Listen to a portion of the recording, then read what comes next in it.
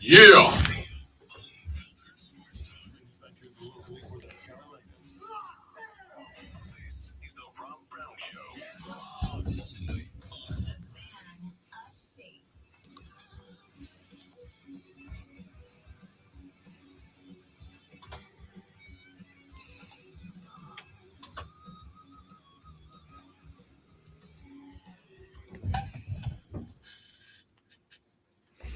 Yeah. Yeah.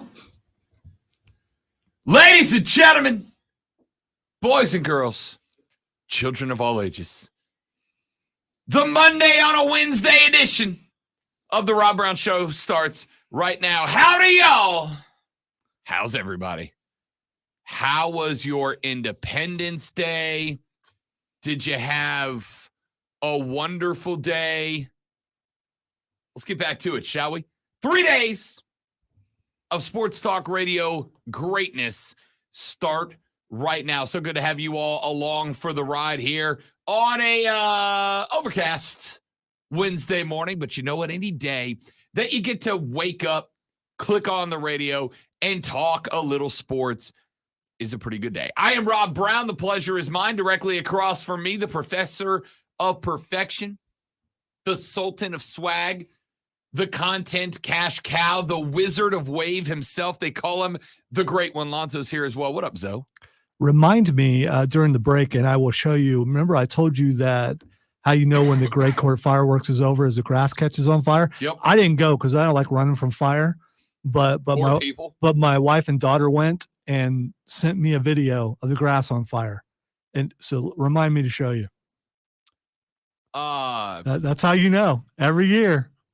Checked out. I mean, you called your shot. You called their shot. I've been maybe 4 times, and the grass caught on fire all 4 times. So you got to believe that that's a pattern. It just means it's a hell of a fireworks show is what it means. Yeah, that's how you know it's over. Speaking of, I was going to save this for later in the show. I'm going to say this for later in the show, but I'll bring it up here just very briefly. If you were one of the people who were shooting fireworks until the stroke of midnight last night, I want you to know, and I say this as lovingly, as respectfully as I possibly can, and I mean it from the bottom of my heart. I hate you. I don't know what else there is to say.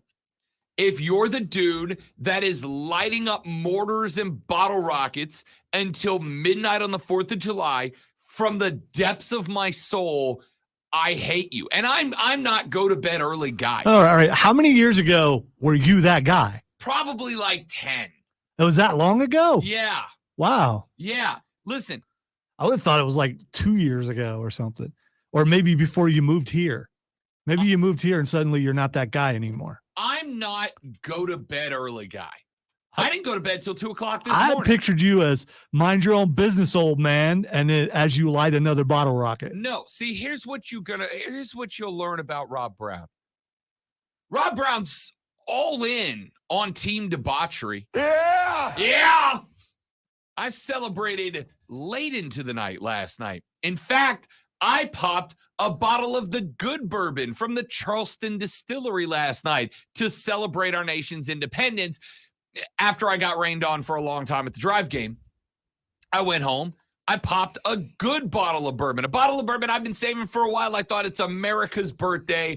What better way to celebrate? How many things do you have saved back for special occasions? Or did you just buy it that week and said that it was? No, I've got any given time. I've got 5 to 9 bottles of liquor that are special occasion bottles of liquor.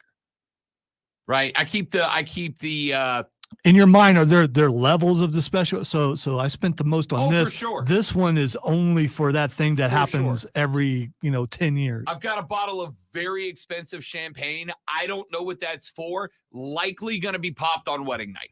Right. I feel like that's probably the next thing that I can put on the calendar and go, this is the next milestone for Rob Brown. So the champagne's probably getting popped for the wedding night. But I had a bottle of very good bourbon. I've got a bottle of very good tequila.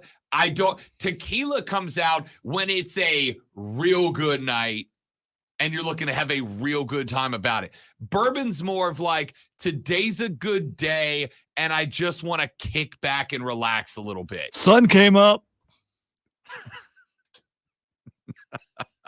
Hey, any day you wake up's a good day, right? Right? So I'm sitting last night. I get home from the drive game. It's 10:45 or so. Got rained out last night, unfortunately, around the 5th inning. But they decided they were going to go ahead with the fireworks show because the Drive fans were incredible. They stuck out the rain delay for an hour and a half. Unfortunately, they couldn't get the back half of the game in, but they said we're going to launch the fireworks. And they said, Rob Brown, would you intro the fireworks? Yeah, hell yeah, I'll do that. So I got home late, dropped off the mom and the nephew. So you didn't say, excuse me, sir, I am the fireworks. No, I did not, because I'm not that guy. I mean, I am, but I'm not that guy. Dropped off the mom and the nephew, went to the house, sat on the couch because I had show prep to do, right? I prepped the show the night before. This is the way. And so I'm sitting on the couch with a bottle of bourbon and a rocks glass and my tablet, putting the show together, making sure I got something for you guys today. Are you Rob Brown wearing a smoking jacket and an ascot while doing this? Not when I'm on the couch, man. Okay, because I'm envisioning, No. a roaring fire, even though it's 100 degrees outside, the ascot, the red velvet-looking smoking jacket. Nope. While you're doing your show prep. Boxers and a tank top, dude. I'm swanky like that. I'm bougie, baby. Rob Bougie Brown. I'm on the couch. It's 11:15, 11:30. I got a nice glass, couple of fingers of bourbon. I'm sitting in the boxers and the tank top. I got the tablet. I'm putting the show together. And then what do I hear?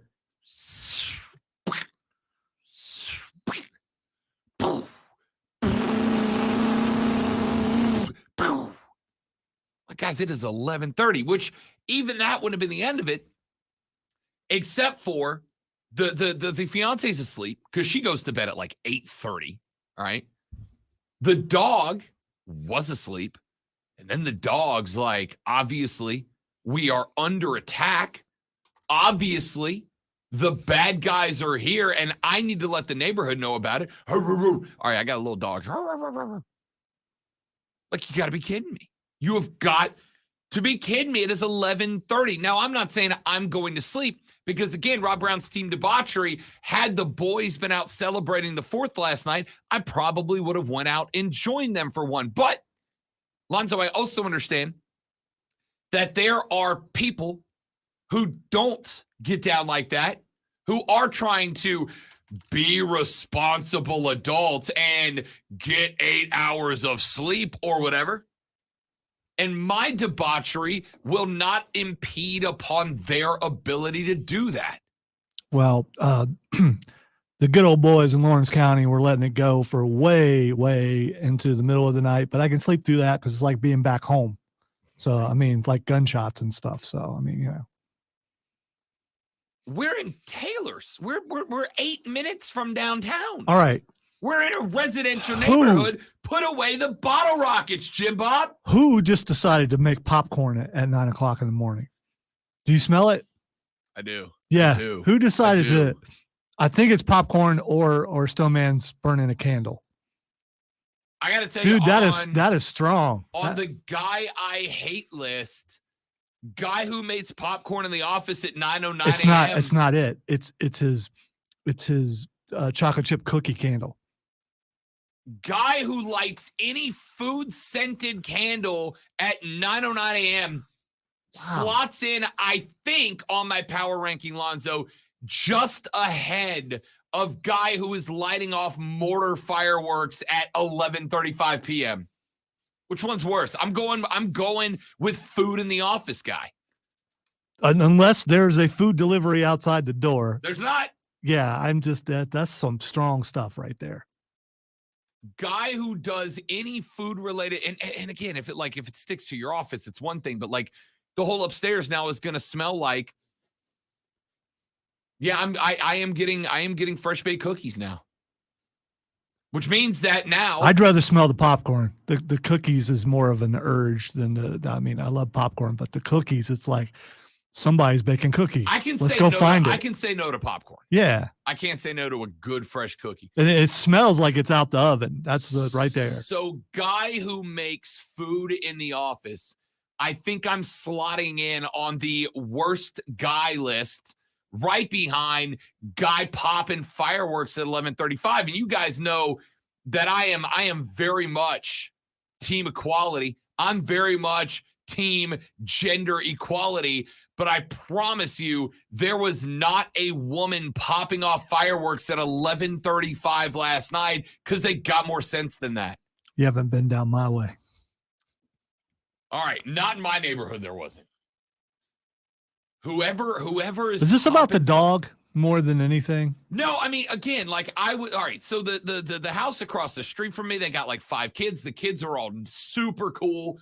Man, I see them every time I come home. They're always out shooting basketball. I've walked across the street, lifted a few J's with them every now and then. 2 doors down, for actually next door, there is a like 94-year-old man, World War II guy, Mr. Alawad, super nice guy. Every time I see him, we give him vegetables out of the garden. He just sits outside and tells me stories. Love that guy.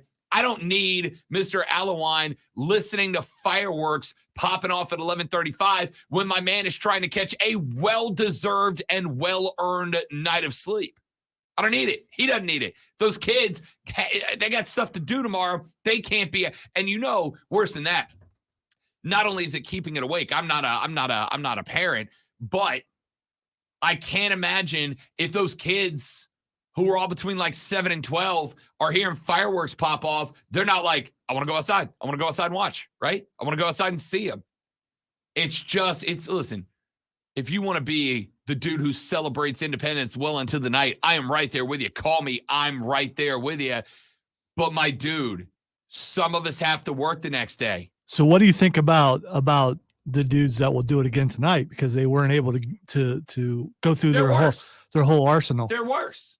And again, for the record, if the 4th is on a Friday night, I'm coming outside to party with you.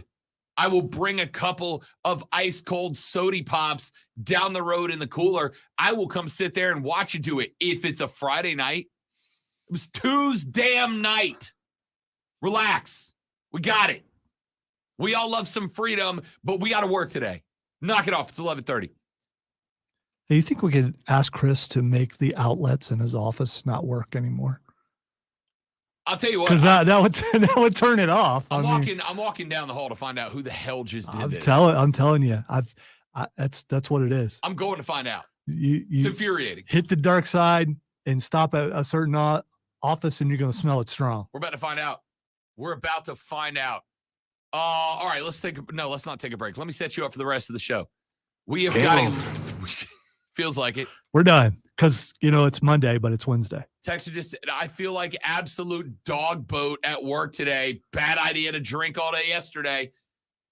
Again, if you knock everything off at 10 p.m. on Independence Day, you can celebrate freedom and still have a good day today. So I have a non-drinking question about the drinking. So what you're saying is you can do that on a day when you don't work the next day and you don't feel as bad? All right, first off, let me, because I got a text a minute ago, too, that said, Rob, how do you not suffer hangovers? The answer is, I'm not getting blasted on a Tuesday. All right? With age comes wisdom, and I'm racking up the age. I don't know. There's some dumb old people out there. So that's true. Those are just lucky people. Dude, you don't have to. You can enjoy a bourbon or 3 without getting schnockered on a Tuesday night, my guy. If you build up tolerance. No, apparently. You can just one glass of bourbon is not going to knock you on your ass. The average person who doesn't drink could just do that and they'd be fine. You're not going to it. I'm not. I'm not going to. You could try your first glass of bourbon a day and it would do nothing to you. It's when you hit glass 4 that you start working on. The next day's impacted. All right. So if you went hard in the paint last night, and don't get me wrong, I'm not saying you made a bad decision. I'm just saying you knew the consequences going into it, right? You knew what you were getting yourself into. Rob Brown had 3 bourbons last night, and then I was done. I was like, that's enough. I have no sympathy for people who complain about, having a bad day the next day after they drank all day the first day. Unless it's your first time drinking and you didn't know this was going to happen, why should I be sympathetic for someone who knew it was going to happen? Because hangovers are the worst. Okay. It's the worst. Well, then don't do it. I mean, if it's worth it and you know the consequences afterwards, don't complain about it. That's all I'm saying. It's one of those things, Lonzo. You did this to you. It's one of those things you just can't understand because you don't live the life. And I get that. Oh, I can understand by being around people who have lived the life and, growing up with dealing with those people. And anyway, the consequences. You had a good time. Listen, good for you. As long as you were responsible, good for you. Having a good time, but don't whine about it the next day because you knew it was going to happen. No sympathy. None over here. No one is saying you're wrong. You are correct. We all know you're correct. But hangovers are still the worst. All right. We got to get a lot of As a matter of fact, I will just. There we go, hangover person. I hope that felt awesome. Texter said, I got regretfully blasted yesterday. No, you weren't regretting it yesterday. You regret it today. Happy Independence Day. I hope it hurts. I mean, you knew this was going to happen. Stop complaining about it. Lonzo enjoys your suffering. He just enjoys your suffering. Hey, man. Wow. Hangovers suck. That's what it is. I sympathize with anybody with a hangover. They're the worst. Texter said, bless the people that spend hundreds of dollars on borderline explosives for my entertainment. That's not borderline. Yeah, dude. those are actually explosives. Yeah, they exploded. That makes them explosive. Hey, listen, until about 10 o'clock, I was team, hey, look, fireworks. This is awesome. This is great. Everywhere. There's fireworks everywhere. This is phenomenal. At 11:30, I'm like, all right, guys, we get it. It'll be dark again tomorrow. You can save some for tomorrow. All right, we got to stop talking about fireworks and we don't have to. We're going to. We got a lot lined up for you on the show today. I'm surprised you haven't sang firework yet. Baby, the Mountain West Conference, 2 days after San Diego State said they have not left the conference, is claiming that San Diego State has left the conference and they want their money. Trick. We want that cash, homie. Y'all left. And San Diego State saying, no, we're not. What in the hell is going on with this? We're going to break that down. I have a question for my Georgia fans out there. There is a growing perception of the Georgia Bulldogs that they are turning into the old University of Miami in real time before our very eyes. Ladies and gentlemen, do we care about the public perception of a team? Do we care about the actual perception of the team? Do we care about the actual legacy of a team off the field that is winning on it? The Georgia Bulldogs may be a case study in that. We're going to look at that later on in the show. Ronald Acuna Jr. making his argument for NL MVP on Monday accomplished something incredible, something that no one has done in a very long time. I'm going to talk about that. The Braves do fail for the third time to get to a 10-game winning streak. They drop what would have been win number 10. So the MLB count remains at just 2 teams, the Rays and the Reds, that have accomplished a 12-game win streak. We'll talk some baseball later on in the radio broadcast. And of course, we celebrate one of America's great athletes. I told Chelsea Messenger from BetQL this morning, on this show, we call them the GOAT so far. Tom Brady, GOAT so far. LeBron James, GOAT so far. We call them the GOAT so far because you never know when the next elite athlete is going to pop up. But ladies and gentlemen, I believe that there is one athlete that competes one time a year that we will not call the GOAT so far. He is simply the GOAT. And we'll celebrate him later on in the show. I am Rob Brown. The Great Lonzo's on the ones and twos. You are listening to The Rob Brown Show. Ladies and gentlemen, you're listening to the Fan Upstate. All right. I'll be back in 30 seconds. I'm going to find out who I'm raging on.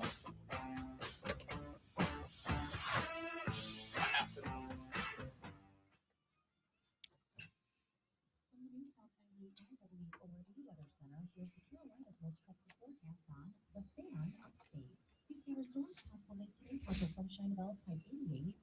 I already told him who it was, guaranteed. I mean, I could be wrong. Someone may have actually. We do have a full size kitchen in the downstairs area.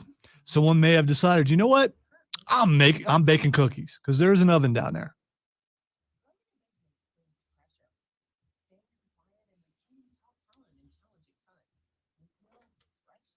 Rob Brown Show. What do you want to talk about?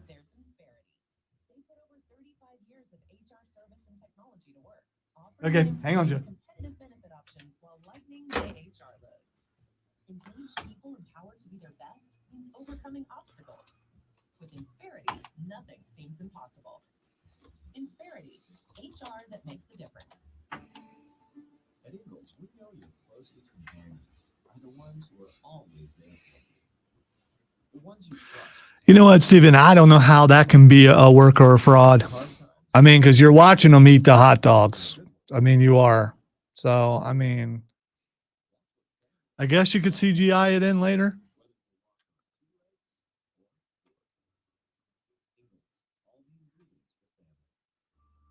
I think there's a lot of prep involved, and when you get a 2-hour delay, it's going to mess with, just like anybody who's doing something and they're ready to go, and then suddenly you can't do it because of rain or something like that.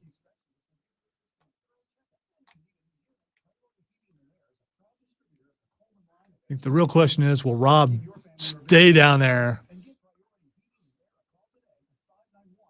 having a conversation instead of coming back to do the show?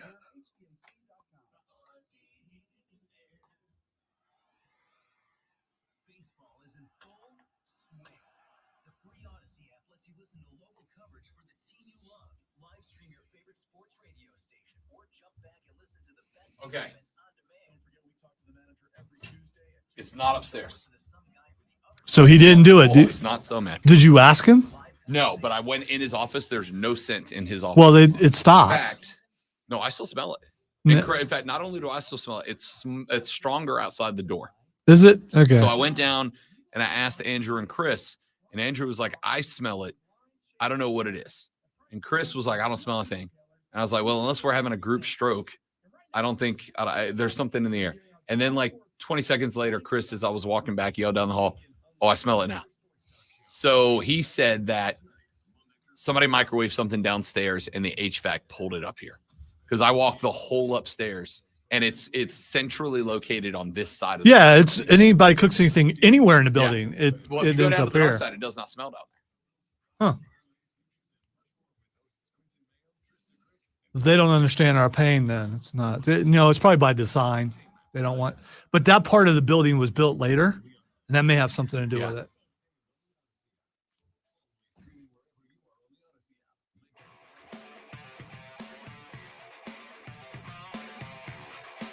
So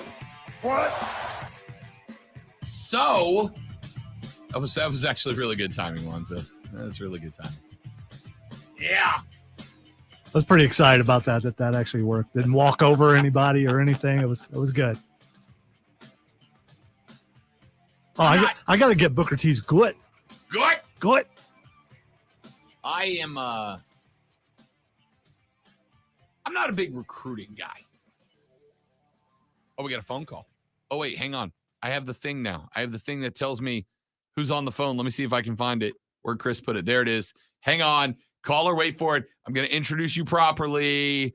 Joe. Oh, ladies and gentlemen, forget everything we were going to talk about on the show. Oh, is this that? It's that guy. Forget everything we were about to talk about because we have to intro a local celebrity. He is now, Lonzo, a four-time upstate hot dog eating champion. Ladies and gentlemen, welcome to the airwaves, Jersey Joe, your champion of champions. What up, big dog? How you guys doing this morning? I'm doing great. How are you doing after hammering down almost 24 dogs yesterday? Woo, a little bloated still. Listen, so I was emceeing the hot dog eating championship at Floor Field yesterday. And I was thinking, you know, 10, 12 dogs is going to win this thing. What was your final tally, Joe? 15. 15 dogs in 10 minutes. Dude was going a dog and a half a minute for 10 minutes. Bro, I've been seeing, I've watched him on TV, like Chestnut getting to, I think he got to 63 yesterday, and it's always wild to watch. But standing next to you fellas, knocking those things back yesterday, newfound respect for you guys. You, Jersey Joe, are an elite level athlete, buddy. Well, I appreciate that. I really do. So when does the regret kick in? Is it like when the contest is over, half an hour later, the next morning when you're getting your day going? Like, when's that regret kick in? I think it's the next morning, but get that first cup of coffee going, Is it the first cup of coffee, or is it the inevitable results of the first cup of coffee? Well, hasn't kicked in yet, but it might be that. Joe and Mike yesterday were just going dog for dog. Joe pulled away at the very end, ended up taking home the crown. My question is, Joe, how many conversations do you drop I'm the Greenville Hot Dog Eating Championship into over the next year? I mean, I brag about it every once in a while, Hey, catch me next year. I'm going to win it again next year, and we just go from there. I like it. Local celebrity Jersey Joe. Wait. You need a T-shirt that says "champ" on it. I mean, you gotta get out there and advertise yourself. That's a major accomplishment. Let everyone know. Well, we can get the fan to give me a T-shirt, like it's just like embroider the back of it or something like that. Dude, done. I'm gonna raid the prize closet for you. Next drive game I'm at, Joe. I got you, bro. I got you. I want you to know that I hitch my wagon where my wagon can be hitched. I want you to know that yesterday, before and during the contest, I was telling everybody that would listen that Jersey Joe, your soon-to-be repeat hot dog eating champion, had texted into my show to call his shot, and the Rob Brown Show bump continues, Lonzo. Why is that an hey. I mean, we expect that, right? I mean, come on. I even did it one-armed, too. He did. Joe shows up in a sling. I'm like, dude, what'd you do? So I got the shoulder replaced. I'm on 2 artificial knees. I'm on a bionic shoulder. Dude not only won the hot dog contest, he literally did it with one arm tied behind almost his back. That's impressive, dude. Thank you. You know it. Joe, my man, congratulations, buddy. Good to talk to you. Thanks for checking in, brother. And listen, I'm going to get you a T-shirt. You get that hot dog eating champ embroidered across the back and wear it proudly, my man. I sure will, guys. I appreciate it. You got it, big dog. How about it? Your 2022 Upstate hot dog eating champion, Jersey Joe, checking into the show. That's unbelievable. Bro, listen, there were 5 people in this competition, and I don't want to hear, there were only 5. I put it out on the social yesterday, a call for anybody to compete. We ended up with 5 of the best hot dog eaters in the state. Joe wrecked shop yesterday. I mean, wrecked shop yesterday, literally with one arm tied up. It was incredible to watch. Like, elite caliber athlete, man. And you got to feel bad if you're a competitor and you look over and you see the guy is hurt and he's still whooping your butt. Oh, smoked it. That's you may need to rethink your training or possibly retire come on. I got to give it up to the other competitors. They did what they could do. I did wonder, and I'm not going to lie, Lonzo, there's a part of me that went, I got to get in this thing next year, right? I got to get in this thing next year. I think, listen, I don't know. I'm not taking down Joe. No, right? no, you don't.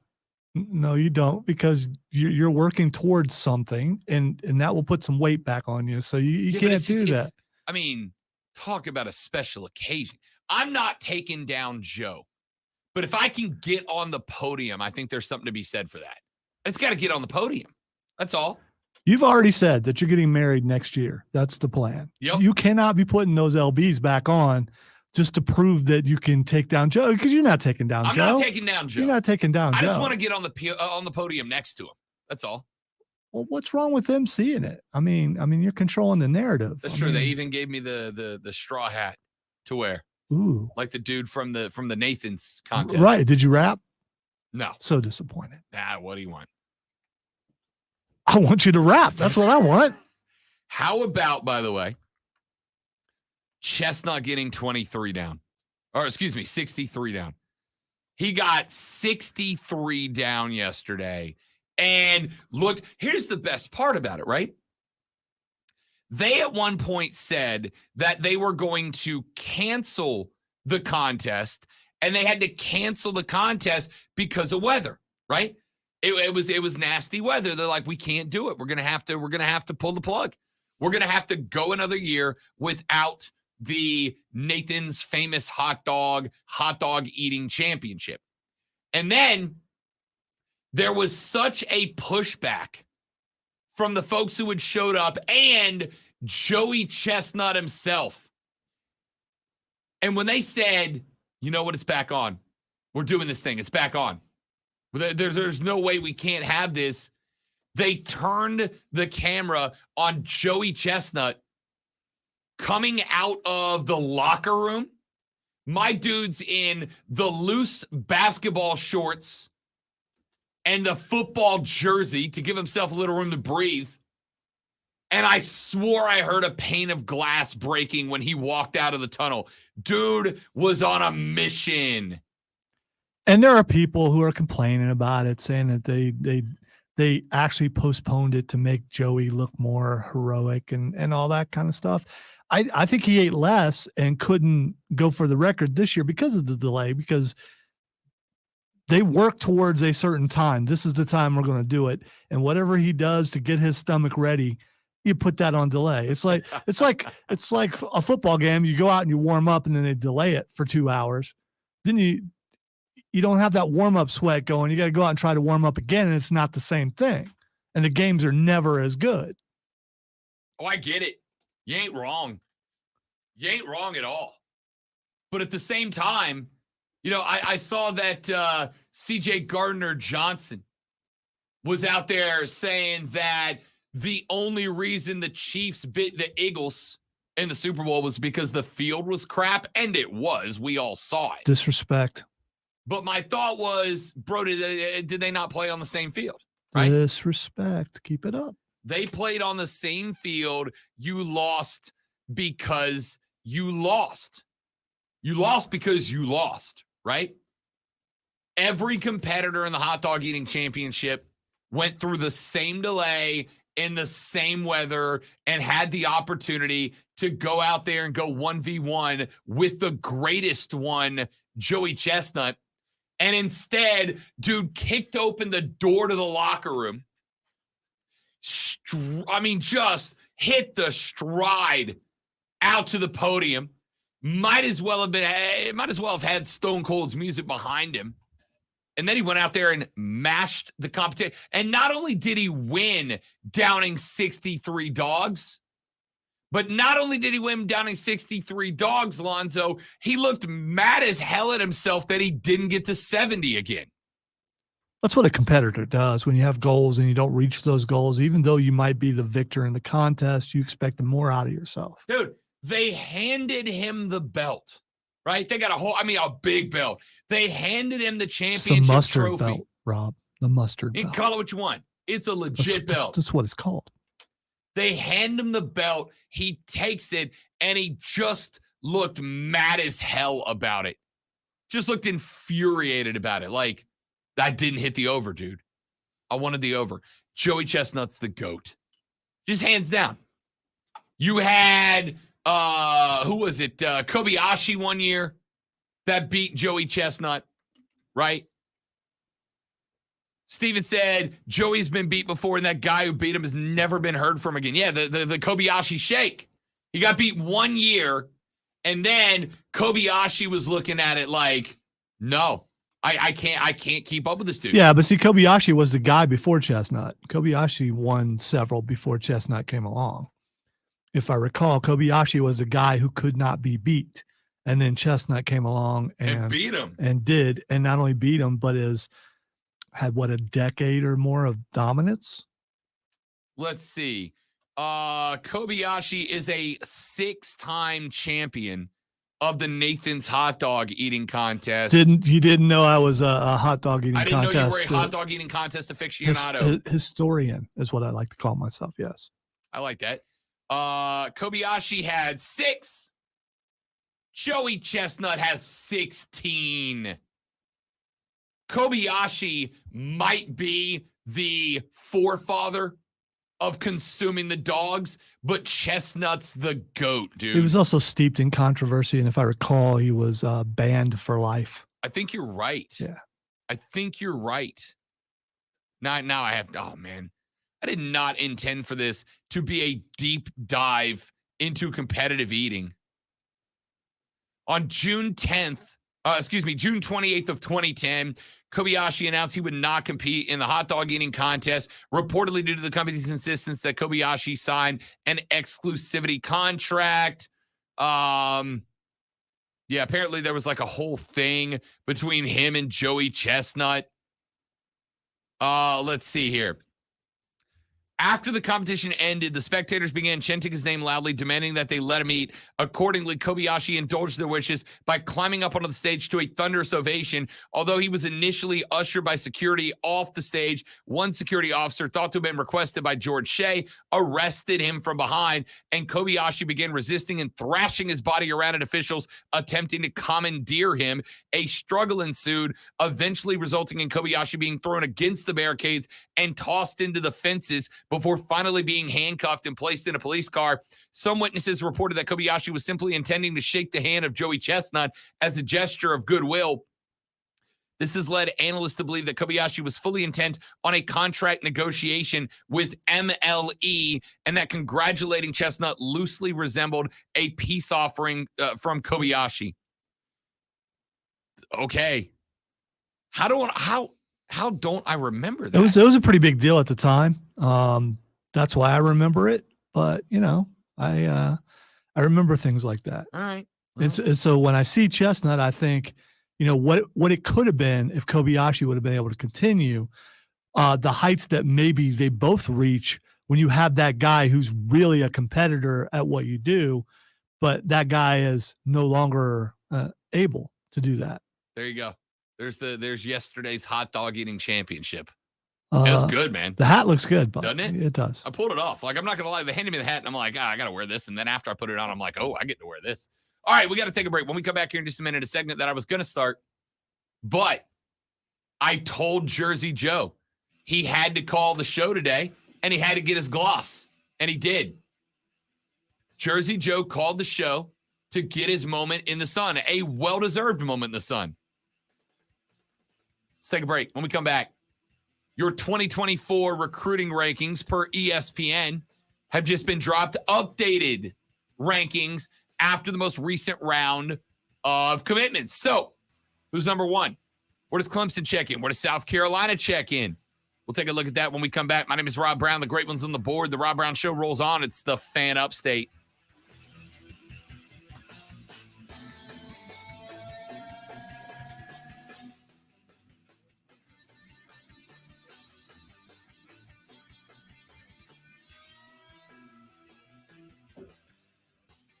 Now, Steven, I mean, you can stop people from competing, but I don't think you can fake eating that many hot dogs.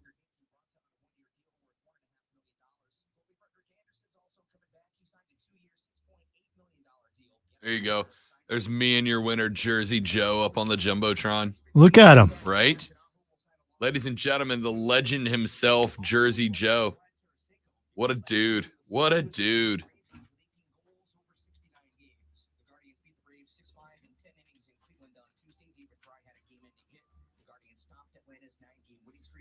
The Illuminati are. There it is. You aren't lying. Incredible. Fire engine was rolling in right about then. Oh, I would have assumed that they were just there. That's why. Well, yeah, it was there, but it had to roll in from the back. I got you. It's out in a field that's loosely a park. I don't know that anyone ever goes there except for probably to exchange money for stuff. But I could be wrong because again, I don't have anything to do with people or anything. So, but yeah, that's why you always stay back, like as far back as you can. Have your car back as far back so you can escape. Yeah. Yep. So it's definitely a risk going there because of that. That was a pretty big fire too. That was just the beginning of it. They got in the car and left, so we don't know how far it escalated.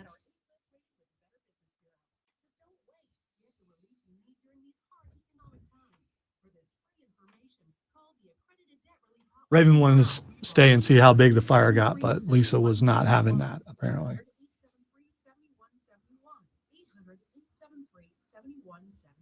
We're going abroad for the first time in years.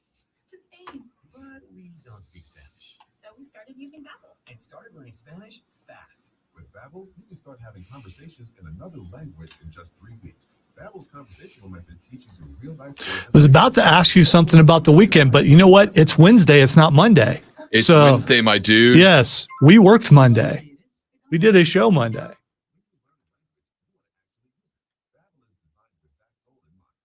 3 weeks, we're starting to have conversations in Spanish.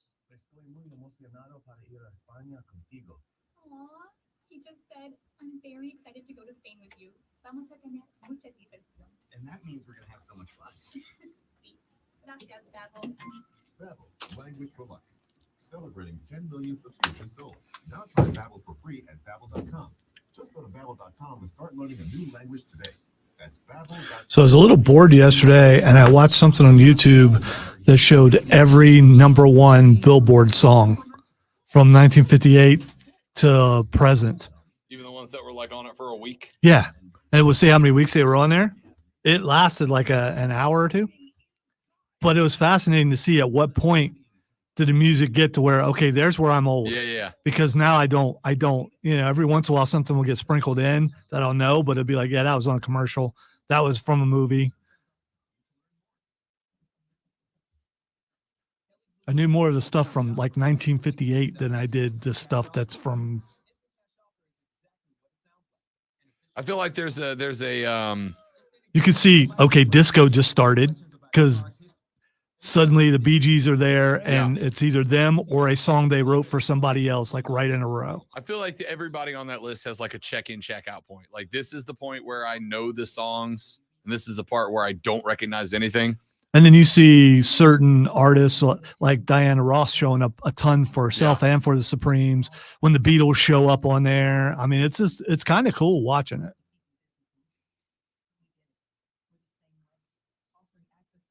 Then you get to the point where the filters came off and the raunch is okay. And you could see that somewhere in the 2000s where it's like suddenly bleep, bleep, bleep, bleep, except it was YouTube, so there was no bleeping.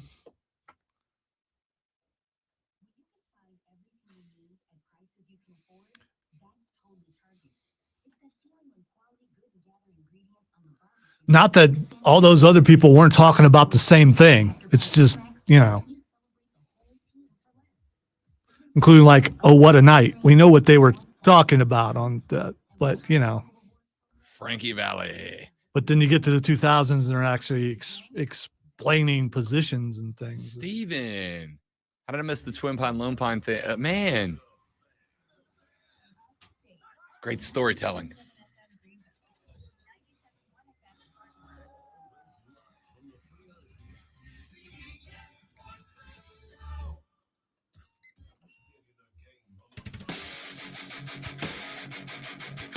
All right, let's take a look at ESPN's updated recruiting rankings for 2024, and I'm going to tell you why.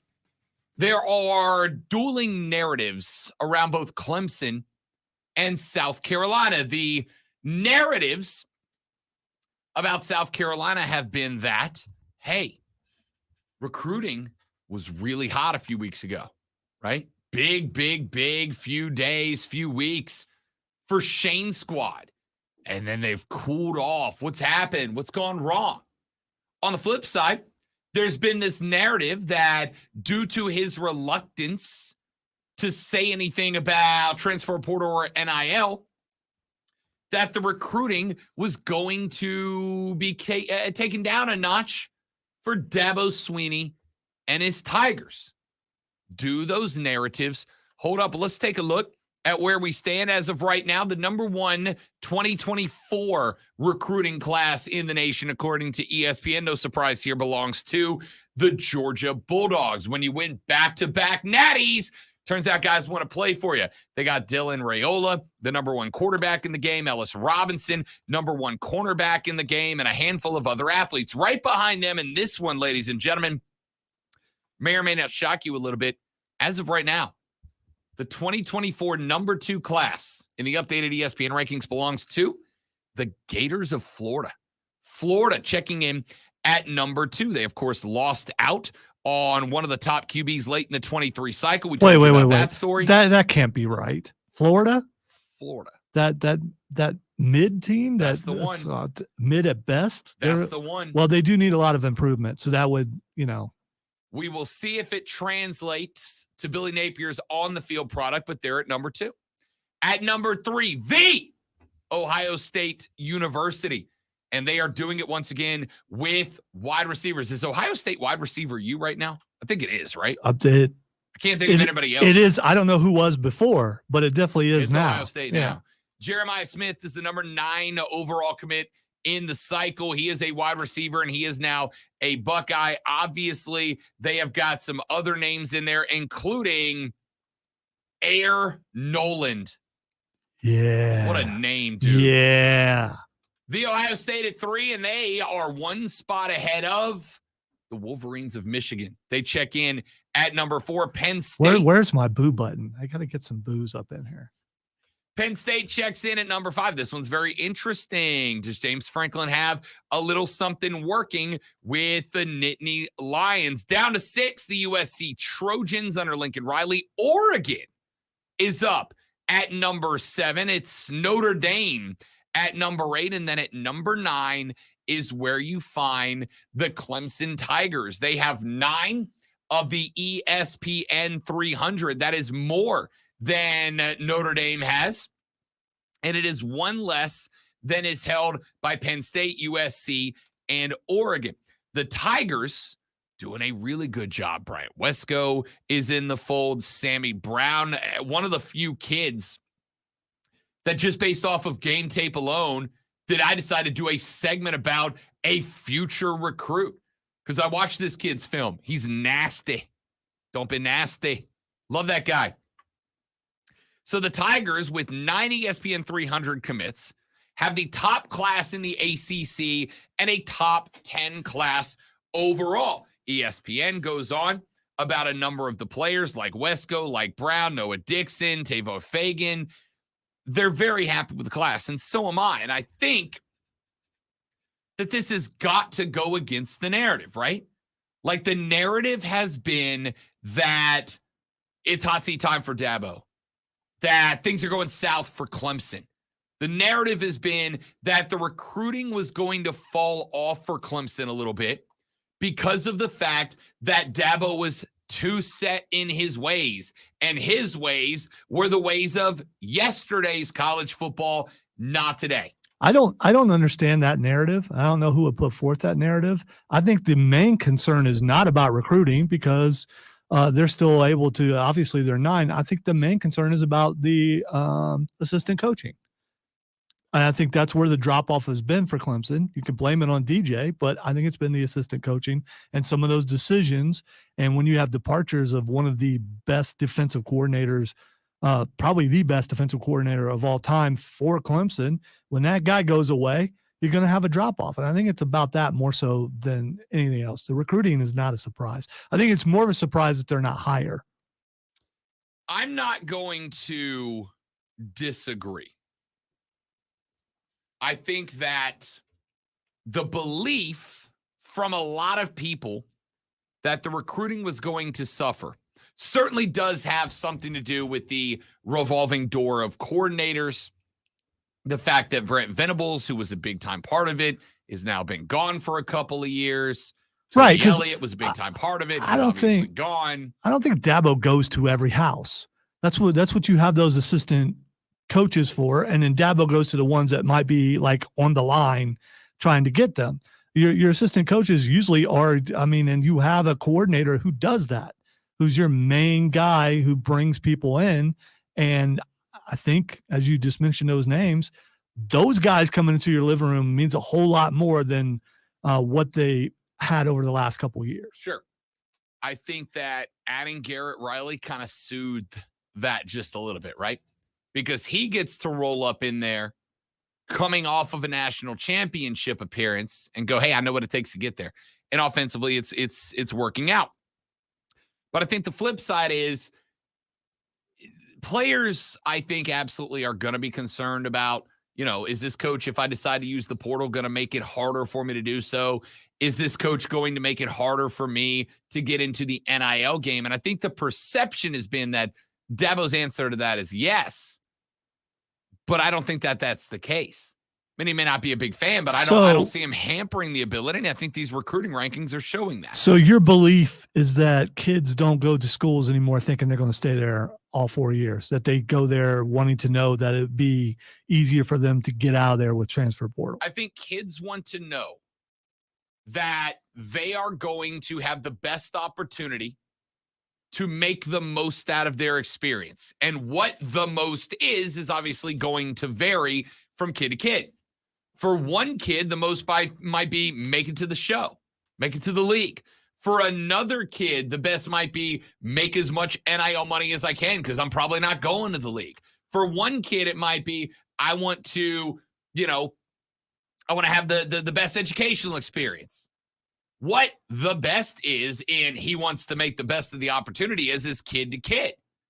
But I also think, much like anybody else with a job, all of us go in going, I'm working towards something better. Whether it's my life or my income or my family or a better, bigger job somewhere, I'm working towards something bigger and better. And I think the narrative around, Dabo hates NIL and portal. Now, I'm not saying he's a big fan of it. Certainly he's made that clear. But we have stopped hearing the stories of their efforting to put limitations on it. And I think it's kind of swung the pendulum back to a bit of an advantage for Dabo in that Dabo makes it feel. Every player we've ever talked to, Don Munson, the voice of the Tigers, we had him on the show. In fact, the clip of this was in our submission for Best Sports Talk Show of the Year. I asked Don, both on and off the air, hey, man, this whole family thing, is it a shtick? And I'll be real with you. Off the air, Don Munson has been very, very candid with me about what's happening inside the program. Very candid with me about what's going on in the program. He said, Rob, it's not a shtick. It's legit. Like that's Dabo practices what he preaches. He's not two different guys. That's him. That's what you get. And there are still kids who want that feeling, who want to be a part of something like that. And I think you're seeing that. So the point that I'm making here is while these recruiting rankings are still a handful of months away from being finished, right? We're a long way from National Signing Day. Hell, we're a long way from the early signing period. While the narrative has been out there for a while, Clemson is tracking right now inside the top 10. They are above LSU in the rankings. They are above Alabama in the rankings. They're above Tennessee. They're above Florida State. These are all schools that people think are going to start competing or are already competing. And yet Dabo's got them all beat in the rankings. Again, long way till early signing period, long way to National Signing Day. But all this tells me is the narratives about the collapse of the Dabo empire are way, way early. Way early. Everybody relax. They're here for a reason. Now, when we come back, let's take a look at South Carolina's because there's a narrative there too. And the narrative is that recruiting has cooled off for the Gamecocks. And now everybody's going to start passing them. because Shane's out of his depth now. The electricity, the energy is worn off the program. Is that true? Let's take a look at their rankings and their recruit list and see if we can gain anything from that when we come back on the Rob Brown Show in the Fan Upstate.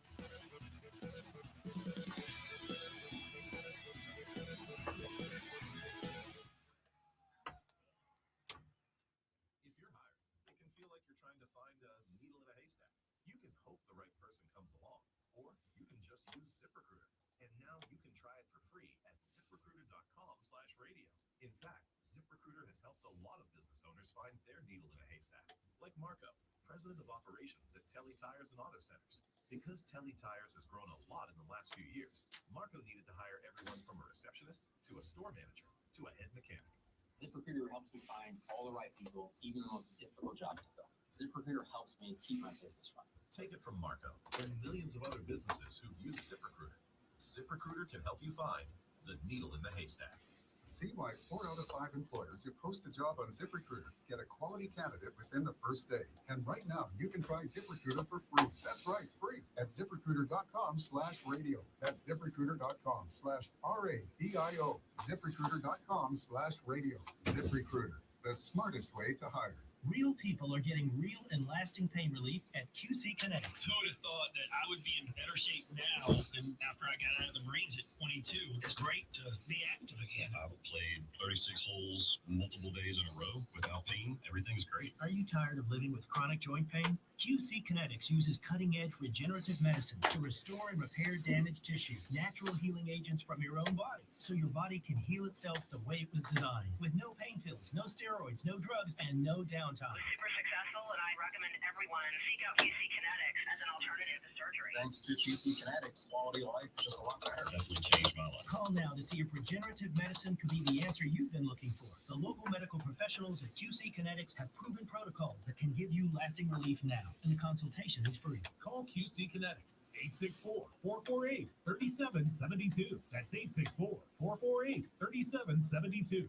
864-448. All right, stream. How's everybody, man? We got a little break here. Doing all right? During summer, be sure to use dishwashers and stoves in the evening to minimize the effects of heat. When we each share our one thing, it becomes a million things for our planet. What's your one thing? Paladin fans, the 2023 college football season is just around the corner, and your Furman Paladins, coming off an 11-win season and a quarterfinal trip to the NCAA playoffs, are looking to take home a conference championship. Season tickets are available for less than $145 and provide access to the best pregame environment in the upstate. Secure your tickets now by calling 864-294-3517 or visit FurmanPaladins.com. I'm Kareem Abdul-Jabbar. I learned about atrial fibrillation the hard way. My symptoms would come and go. Shortness of breath, fatigue. I kept going. Then I got so lightheaded, I couldn't. My doctor said I have AFib, so I'm about 5 times more likely to have a stroke. Other symptoms, irregular heartbeat, heart racing, chest pain can come and go, but the risk of stroke stays. If you have symptoms, tell a doctor. Visit NoTimeToWait.com. Sponsored by Bristol-Myers Squibb and Pfizer. Discover credit cards automatically double all the cash back you earn at the end of your first year, which means, wait, hold up. Question for the audio engineer. Go ahead. Did I read that right? Discover automatically doubles all your cash back? Yeah, that's what the script says. So if I get a Discover card right now, I can earn twice the cash back. Apparently. Wait. Unlimited first-year cash back match. Only from Discover. See terms and learn more at discover.com/match. The Rob Brown Show, now 9 to noon. The legendary Arn Anderson joining us here on the Rob Brown Show. When you get the opportunity to talk to the fans, do you get more joy when people tell you, I loved Arn Anderson growing up, or do you get more joy when people tell you, I hated your guts and it kept me coming back for more? Which one of those two do you prefer to hear? I actually saw an owl yesterday during the day. You don't see them very often during the day. It was going up. It was big. It was pretty big, and it was brown, so it's probably like a barn owl. But I saw something out of the corner of my eye while I was on the mower. I looked up, and there it was, and it landed on a power line. They usually don't do that either, and it's like, okay. My cousin had his little dogs out yesterday, though, so I was wondering if that's what it was thinking about. Seen videos and stuff of them taking out a little dog. So Oh, they absolutely. We've got somewhere in the woods behind our house. There's a great horned owl, which are the big dudes, and he comes down and lands on our bird feeder. And Courtney one day was like, "I wonder why he's always on the bird feeder." And I'm like, "Why do you think he's on the bird feeder? That attracts all the little birds and squirrels, probably too. 100%." Yeah.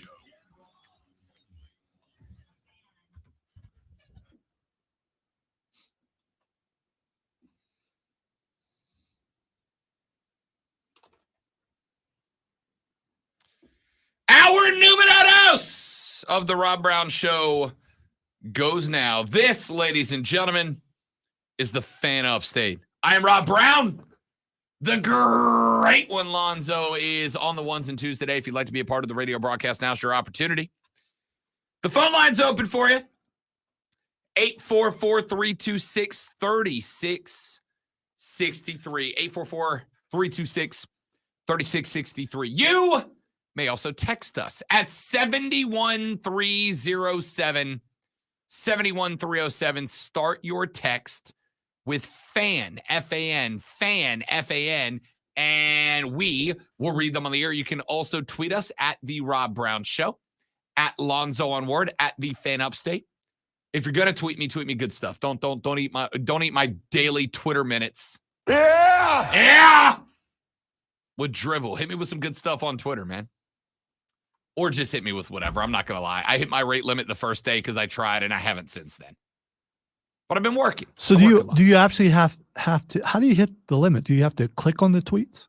No. If it comes on your if it comes on your screen, it counts as a load. Oh, okay. Yeah. All right. You'd be impressed how fast you can get to 600. I think he raised it a little bit. It'd probably be difficult for me because I just Twitter during work. Not with all those puppies you're looking at. Oh, it's cats now. Oh, and now if I was afraid if I clicked on to block it that would count as a view, and so if you've already seen it, it's a view. Okay. Anyway, so we talked a little bit in the last segment about Clemson and their recruiting. Tiger Pal Rachel tweeted the show. She said, "I appreciate you guys' breakdown of Clemson fairly and objectively, even though they are not your favorite team." Look, I don't, as I've said, I don't have a favorite team in the market. Okay. I genuinely, honestly do not have a favorite team. I'm accused of it all the time, but I do not have a favorite team in the market. I want every team in the market. Furman, Wofford, Carolina, Clemson, the Panthers, the Hurricanes. I want every team except the Atlanta Falcons to go undefeated every year. And I've told you why a million times. It's because if they do well, I get more money. I've got no reason to prefer one team over the other. I've got no reason to give hot takes. I just want to talk ball and get money, man. That's all. Talk ball, get money. That's it. Anyway, we talk Clemson. Let's take a look down the road to Columbia and South Carolina. Come on and raise up. 300, ESPN 300 commits. They've got 7 of them, and they have been holding tight, ranked in these rankings, Lonzo, just behind Clemson at number 9, LSU at number 10, and surprisingly, and I don't get this one, Stanford is checked in at number 11 with only 4 ESPN 300 commits. Their highest ranked players, quarterback Elijah Brown, ranked number 245 in the class. Their top defensive commit, according to ESPN, is defensive end Dylan Stevenson, who is ranked number 200 in ESPN's rankings. Now, they have got 4 ESPN 300s, all of them who signed recently, including Elijah Brown. I don't know why it is they're ahead of South Carolina at number 12. But, hey, you're in the top dozen if you're the Gamecocks. They say that they are the 4th best recruiting class in the SEC right now. Top offensive commit, number 36, Cam Pringle. We all remember the day Cam came in. It was a cause of celebration for the Gamecocks. They've also got outside linebacker Wendell Gregory, ranked number 100 in ESPN's 300, as their top defensive commit. He's an outside linebacker. Now, we know that Shane has leaned heavily into the transfer portal. We know Spencer Rattler is there out of the portal, but he's also done a good job flipping some in-state guys. Lenora Sellers from over in Florence, South Carolina. Got him on the last day of the early signing period. It was a bit of a surprise to bring Lenora Sellers in. They also landed Dante Reno, the son of Yale head coach Tony Reno, who is an interesting cog in the machine, right?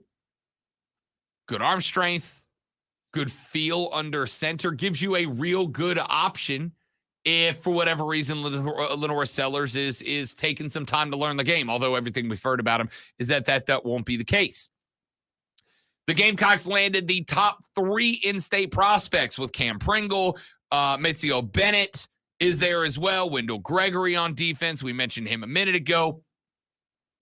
And the discussion is that Gamecock recruiting had a real hot jump there and then kind of fell off a little bit. Kind of has slowed down a little bit. And I'm going to say I don't necessarily agree. I just think that period during the early signing day and then leading up into National Signing Day, like I know it felt like things have slowed down since then. They really haven't. They were just so hot at that point, right? It's like going 120 and then backing it off to 90. Like, yeah, you're not going as fast as you were, but you're still hauling, son. You're still getting it done.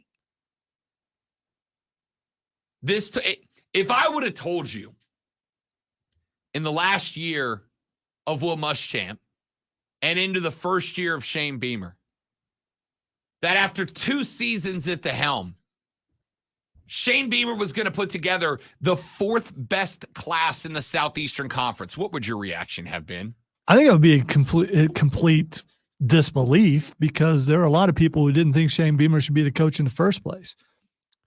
But at the same time, he was known as a pretty good recruiter. So maybe we shouldn't have been surprised. For the record, I was in that number. And I own that. I wear that hat, right? I wear that hat. I did not think Shane Beamer was the guy. I thought you're bringing in a dude as a bit of a cult of personality hire, right? Okay, he's been in the building before, so what? Players love him. That's great. Can he X and can he O? Turns out he can X and O a little bit. Still a lot to be shown, but he can X and O a little bit, without a doubt. So now you've kind of hit the right mix for consistency. You've got a coach that's won a couple of big games, Tennessee Clemson. You've got a coach that's lost a couple of games that were real bad. The Florida game. That game was on, I think, ESPNU the other night. I watched about 20 minutes of it, and then I was like, I can't. This is bad. One of the worst performances I've ever seen. But you got a guy who can say to top-tier recruits, to the Lenora Sellers out there, hey, look, we're close. You can see we're close. 31-30 in Death Valley. Curb stomp Tennessee in our house. Like, we're close. And you could be the guy that puts us over the edge. Let's do this thing. So I don't think that South Carolina has slowed up. I don't think South Carolina has lost anything. I think they just had such a hot streak going for a minute there that it feels like when you're not bringing in the best recruits in the state back to back to back in a 2-week period, you're like, oh, what's happening? What's happening? You're fine. You're fine. Nothing bad is happening. You've got yourself a massive player in Dylan Stewart, who is a top 5 finalist for the 5-Star Edge Award, according to On3 Sports. A Washington, D.C. native who had the Gamecocks down as one of his final schools. And then just a couple of days ago, he put up on his Twitter, locking it down with a snapshot of South Carolina. So, I mean, I'm not saying he is definitely a Gamecock, but it certainly looks like it. In fact, I believe Futurecast for Rivals did lock him in as a Gamecock. So you're looking at a defensive end at a Friendship Collegiate Academy in Washington, D.C., who is a 5-star recruit. He is the 17th best player nationally, the number 2 defensive end in the country. And South Carolina locked him in over offers from Ohio State, over offers from Georgia, over offers from Miami, Alabama, Auburn, Florida, Florida State, LSU, Michigan, Michigan State, Ole Miss, Nebraska, North Carolina, NC State, Notre Dame, Oklahoma. Basically everybody had interest in this kid.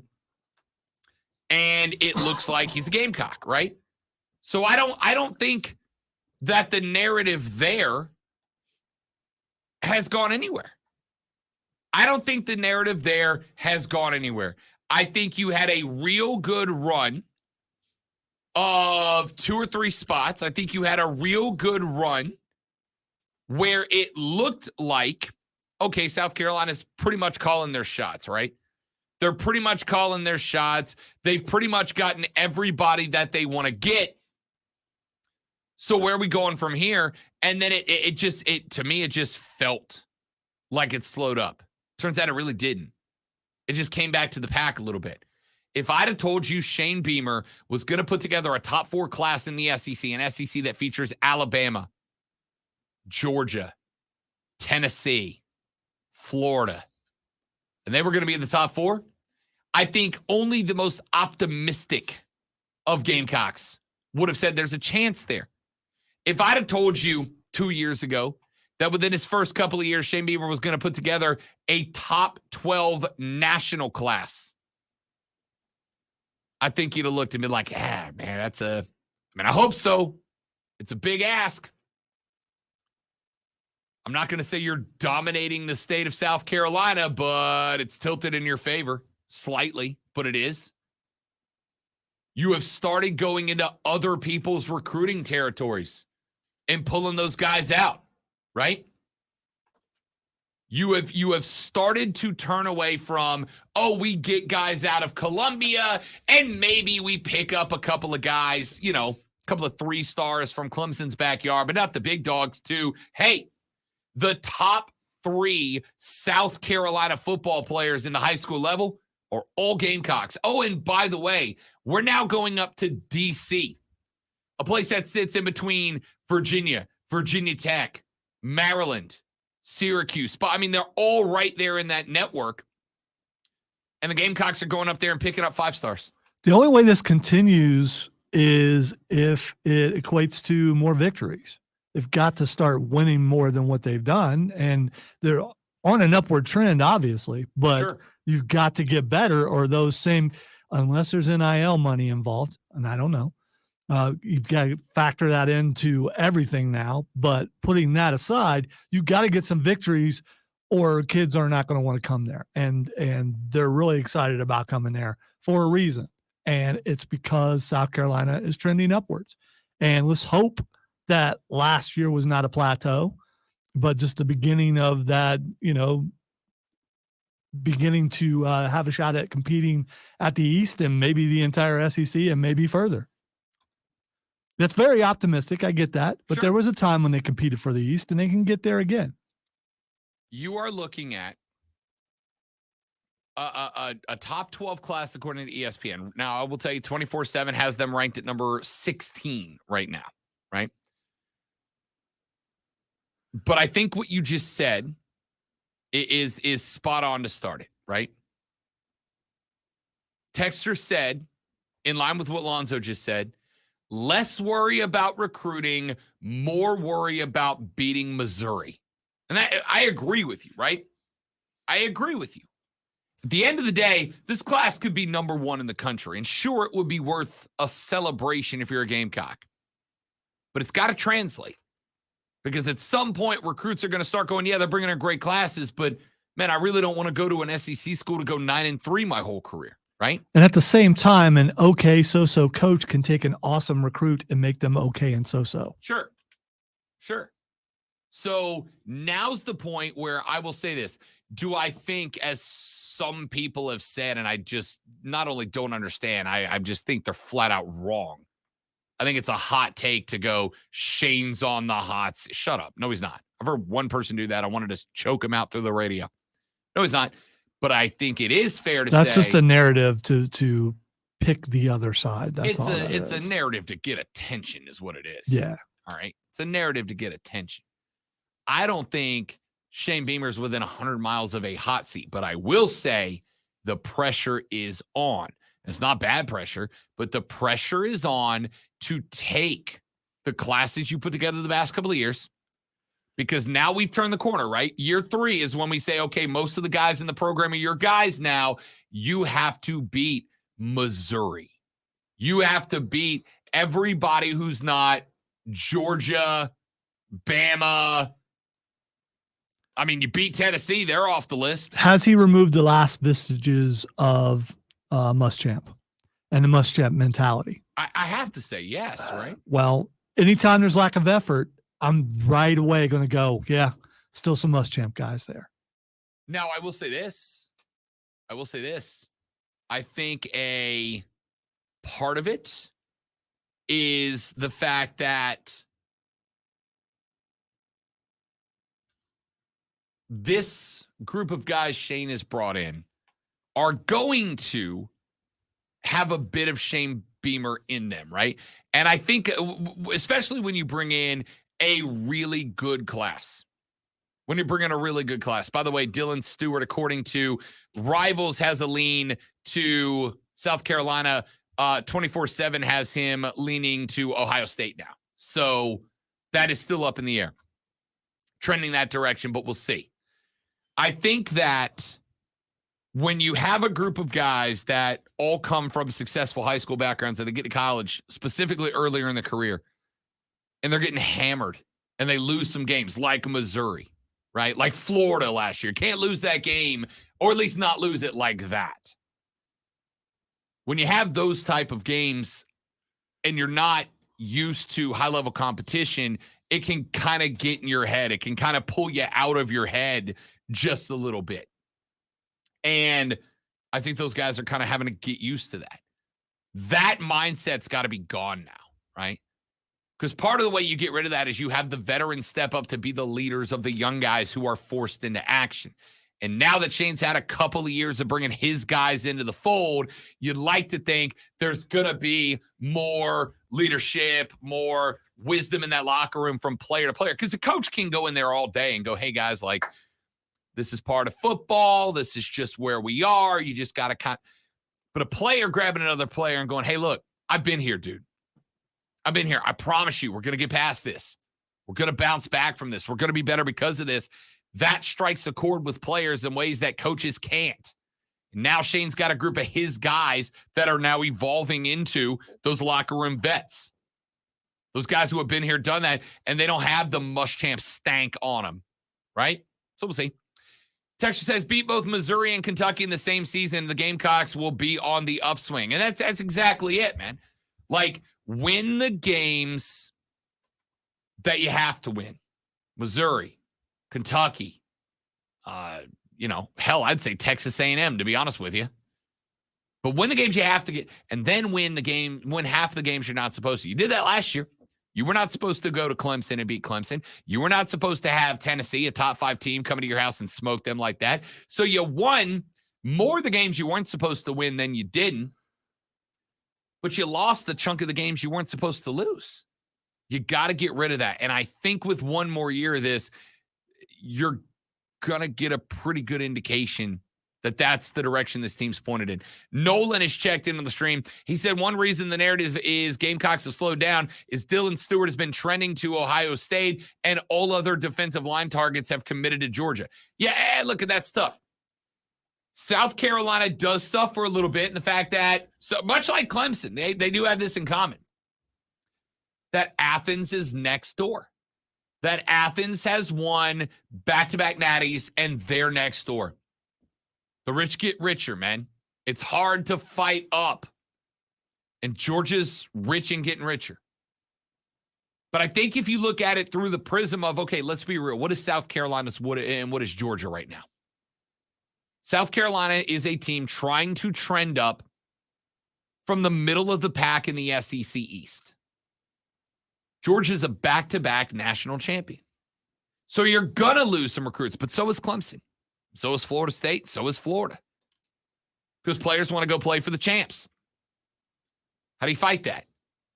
You win the games you're supposed to win. And then you keep pulling a Cam Pringle. You keep having guys come down like Dylan Stewart that makes him go, I was thinking about guys, but let me take another week to think about that. John checks in on the stream. He says nobody knows where Dylan Stewart is going. Just because people have predicted him to Ohio State doesn't mean he's going to Ohio State. I agree. There's no guarantee here, right? That'd be a huge pickup for the Gamecocks. And from what I understand, Dylan Stewart has said some positive things about Columbia. It's not over, right? There's still stuff to be said and done. If you flip him from Ohio State, I would say it's even bigger now. Because not only have you picked up a 5-star, but you flipped a guy away from the Buckeyes, a team that is expected to be a playoff team next year. Is that a moral victory? A morale victory? Whatever you want to call it? Sure. But guys, morale victories add up. They stack up. That's what drives emotion. So South Carolina's got to beat North Carolina. I think North Carolina under Drake May is going to be better than people give them credit for. That game's in Charlotte, September 2nd. That would be a big one. Got to win that. Got to beat Furman. Got to go to Georgia. Tough one. But you got to beat Mississippi State, right? That's a winnable football game. At Tennessee, tough one. Back home for Florida. That's homecoming. You got to win Florida and homecoming. You got to beat Mizzou. A&M. That was going to be in College Station. That's a toss-up. I'd like to say you got to win that. Got to beat Jack State. Got to beat Vandy. Got to beat Kentucky. You win the ones you're supposed to, Lonzo. You could be looking at, best case scenario, walking into Clemson. Well, I guess having Clemson walk into your house and a win bringing you to 10-2. If you win the ones you're supposed to. That's not best case scenario. I think it is. That would be really scenario. good. No, best case is winning every game. That's unlikely, but that's still best case. It's still best case. I know. Best realistic case scenario. All right, there we go. I'm just trying to make you make it seem a little more accurate. That's all. Best realistic case scenario is the Clemson game is to claim a 10-win record. I'd be happy with that, wouldn't you? What are the real happy? I wonder what the Vegas odds are for South Carolina. Are those? Of course, they're out already. All those odds are out. Degenerates. Yeah, that's degenerates. I'm just curious because if that's your best case and it were to come to fruition, you probably could make some money off that, right? That's best case. I can't bet on the best case though. Never have been able to. Never will be able to. I'll try to find the over-under stands. I will tell you right now, you can get action on South Carolina and North Carolina. South Carolina 1.5 point underdogs in this one. Keep in mind, this is a neutral site game. So Vegas thinks the Tar Heels are 1.5 better than the Gamecocks. Not only will I be at that game, I'm going to go ahead and tell you, I'll have some action on that one. Let's take a break. We got a lot more to get into. Clemson fans, South Carolina fans, I've given you a thought. How do you respond? What do you think? What are your thoughts on my thoughts? Your thoughts to my thoughts. All right, back after this. The Rob Brown Show's on your radio. It's the Fan Upstate.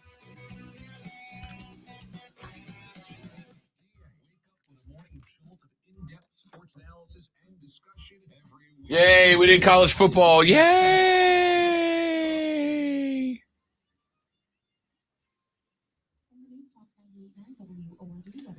Here's the Carolinas' most trusted forecast on the Fan Upstate.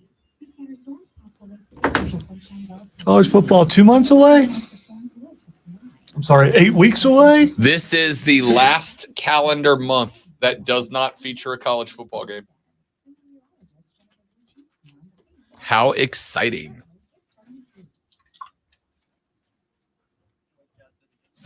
Brandon said he had a couple of Red Bulls and wanted to know if I wanted them, and I showed up today. Yeah, I'm sure you saw it. I meant to tell Like you. 15 Red Bulls Yeah, on my desk, yeah, man. he brought them in. Monday? Yeah, he brought them in Monday. Yesterday it was raining. Hey, guys, I'm going to go off the stream. I'm going to hit the restroom, and Lonzo's eating a sandwich. We'll be right back.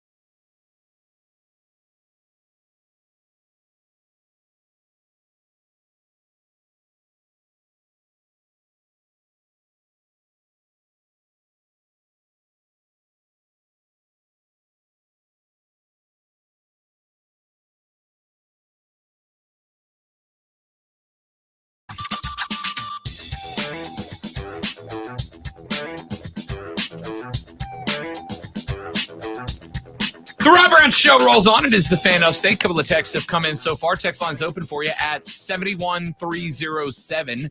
71307. Start your text with FAN, F-A-N, FAN, F-A-M. We'll read them on the air. Texter said, hey, mister, I have no dog in the fight, Brown. What Clemson game are you going to see this year? And don't say Clemson, Carolina. Well, I will absolutely be at Clemson, Carolina. Yeah, you said you're not a Gamecock fan. Which Clemson game are you going to, Rob? Which one? I'm waiting. I will be at Clemson, Carolina. The only reason that I missed it last year was because it was my turn to go see the family for a holiday. Obviously, we spend Thanksgiving with one family and Christmas with the other, and then the next year we flip it over. This last year was my year to spend Thanksgiving with the fam down in Florida. So we were down in Pensacola during rivalry week, which is why I could not go. This year happens to be Christmas down in Florida, which means I'll be here for Thanksgiving, which means the lady friend and I will be at the Clemson, South Carolina game. But I will tell you, there are two games that I have circled as will definitely be there. I will definitely be there on September 23rd when Clemson plays Florida State, and I will definitely be there November 4th when Clemson plays Notre Dame. I am also telling you that I have Saturday, November 18th circled on the calendar as well. That's when North Carolina comes to town. I will be there if the Heels are as good as I think that they will be this year, because I think that could be a game, not so much that Carolina will be looking for an ACC title berth. I still think more than likely your ACC title game is going to be FSU Clemson Volume 2 for the ACC crown, but all right, I got to go I opposite. think it could be a game that impacts if Clemson gets in or not. I got to go opposite of what the texture is. So you do have a dog in the game because you're going to more Clemson games than you are South Carolina Correct. games. So because of that, by default, that makes you a Clemson fan. That's their way of thinking. So obviously, logic, yeah. yes, that's their way of thinking. You go to one Gamecock game, but you're going to 3 to 4 Clemson games. That makes you a Clemson fan. If that is the listener logic, go Tigers. You say if that is, that's what the listener logic is. I will be at a minimum of 3 Clemson games. I will be at Clemson, Florida State. I will be at Clemson versus Notre Dame. And I will be at Clemson, South Carolina. I may be at Clemson, North Carolina on the 18th as well. You got Duke, that's a win. Charleston Southern's a win. FAU is a win to open the game. That's 3-0 for the Tigers. FSU comes to town on September 23rd. I genuinely think Clemson will be the favorite in that game, but I do think that's a coin flip game. As a representative, Rob Brown, just want to point out there's a possibility that he might pick up 2 to 3 more jobs before then and be unable to attend because of having to work.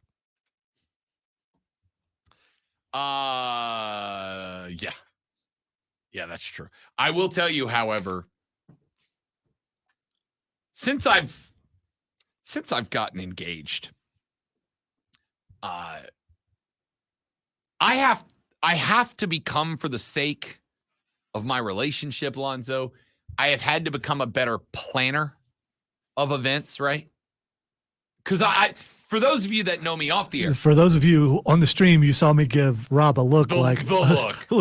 Yeah, right. Okay. I have had to become a planner. The fiancé must have everything planned out like well in advance. Like our one of our biggest relationship issues have been vacations, right? We've talked about this on the air, Lonzo and I have. Because she wants the itinerary minute by minute of the vacation, days, weeks in advance. I, on the other hand, I'm like, do I have a plane ticket there and a plane ticket back? Yes, we're set. Let's just go. Let's see what happens because I don't want to get there and miss out on stuff. So even on a place that you've never been to, you don't look ahead and go, okay, I'd like to visit here, here, and here. I look up and see the things that I want to do, but I absolutely do not, unless they are like, ticketed events that you have to have one events. Like when we went up there to go see the Phantom of the Opera on Broadway. Obviously, you got to buy a ticket to that, and obviously we had to buy it months in advance. I bought the ticket to see a play at the end of March back in like October of the year before, but that's the only option. Everything else we went up for that trip, everything else we wanted to do when we were in New York, I didn't plan any of it.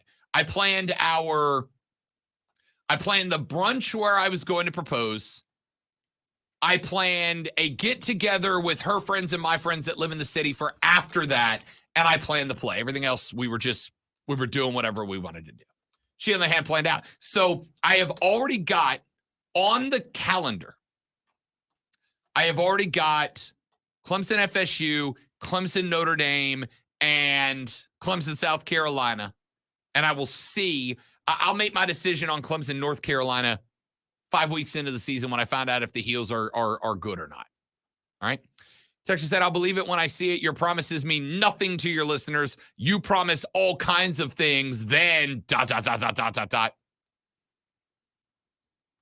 I mean, it's called life, man. Life happens, and sometimes life happens in a way that you're not expecting. So you have to accommodate for that. And he plans on, I don't doubt his sincerity one bit, but just because he plans doesn't mean it's going to happen that way. And that's with everyone. Although there are some people who will put their fandom of their college team above everything. And no matter what, they will be there.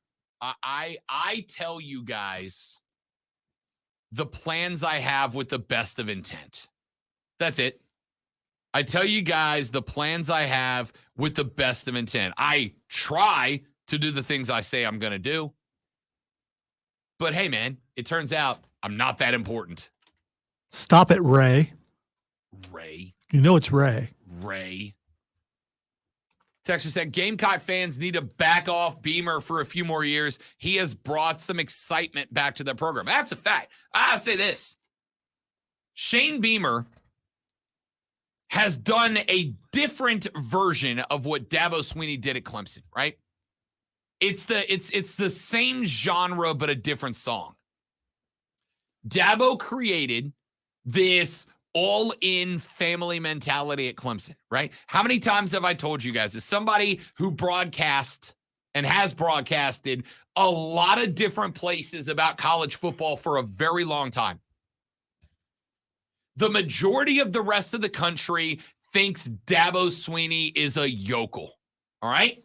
They think he's a fraud. They think he's phony. They think he's a yokel. They think he's a goofball, whatever. But I've also said to you guys, how many times?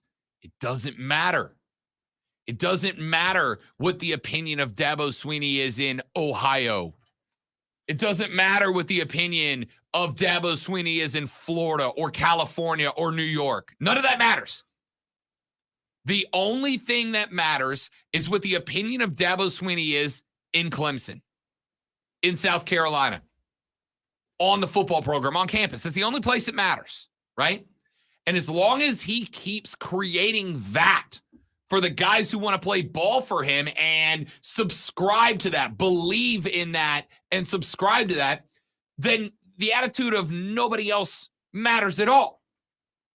Shane is doing the same thing in a different way. Whereas with Dabo, it's very quiet. It's centered around Clemson. It's kept within the family.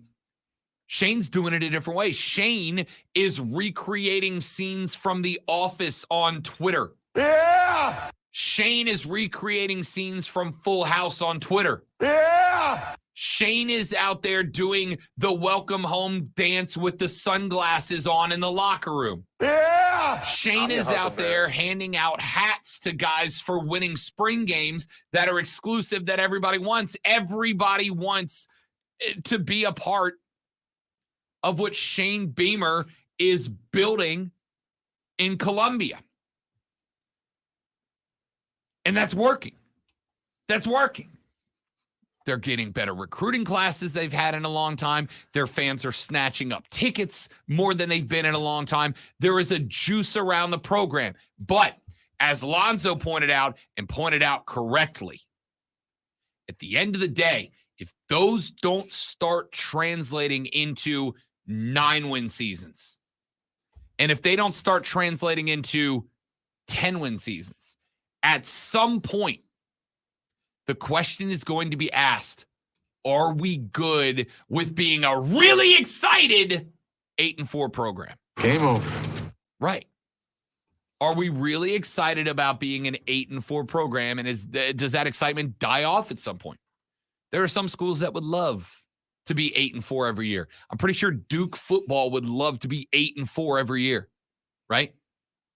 I'm pretty sure Northwestern would love to be 8-4 every year. But if you're South Carolina, that's not good enough. Now, I'm not saying what he's doing right now isn't good enough. It is. But it's got to keep trending upwards. Otherwise, these high recruiting classes, the excitement, the buzz goes away. You know, you can compare records going, well, Muschamp did the same thing and all this. No, it's a totally different feel. It is. It's kind of lazy to go, well, look, the records are the same right now at this point, and that's stat guy talk. Who's interested in that? What it comes down to is if you're a Gamecock fan, are you more excited now than you were when Muschamp was there? And the answer is absolutely yes, without a doubt. And you're right. He did bring around about the same sort of thing that Dabo's done, except for with style. I mean, that's really what it comes down to, with style, with the kind of swagger that the kids are into. So, I mean, and it depends on if you go to a school to play for someone who is a father figure, or you go to school to play for someone who gets you. And that's the perception of the two places. It may not be like that, but that's the perception. Joey B, the reason Zoe brought that up is Joey B's on the stream, and he said, potential hot take, aside from one win over Clemson, what has Beamer done at South Carolina that Muschamp didn't do aside from vibes? Well, other shows have pointed out how it's just the same, and it's, and I don't know what you're getting excited about and all that kind of stuff. That's the whole point. Excited. The potential. You didn't look at Muschamp and go, wow, the potential of what the Gamecocks could do. Never looked at it that way. Quite the opposite. When Muschamp got hired, now I was broadcasting down in Florida, but Destin, Florida, very similar to Greenville. It's a melting pot, right? Because of Eglin Air Force Base, you get people from around the country. There were South Carolina fans down there, but there were a lot of Florida fans too. And when Florida hired Muschamp, not that there wasn't a similar feel. And again, I'm guilty of it too. When Shane Beamer got hired, I'm like, why are you bringing in a guy that has zero experience? Because the kids like him. Well, it turns out this is why. When Beamer got picked up, it was like, all right, at least there's a part of me that can go, yeah, he's got no experience, but maybe that's a good thing, right? Maybe it's good. Maybe he can look at this program in a way that somebody who's been at other programs can't. Somebody who's done it before can't. Maybe he can look at it in a new way. He can reimagine. He can be an architect, a visionary, a revolutionary. And instead, with Muschamp, what did you bring in?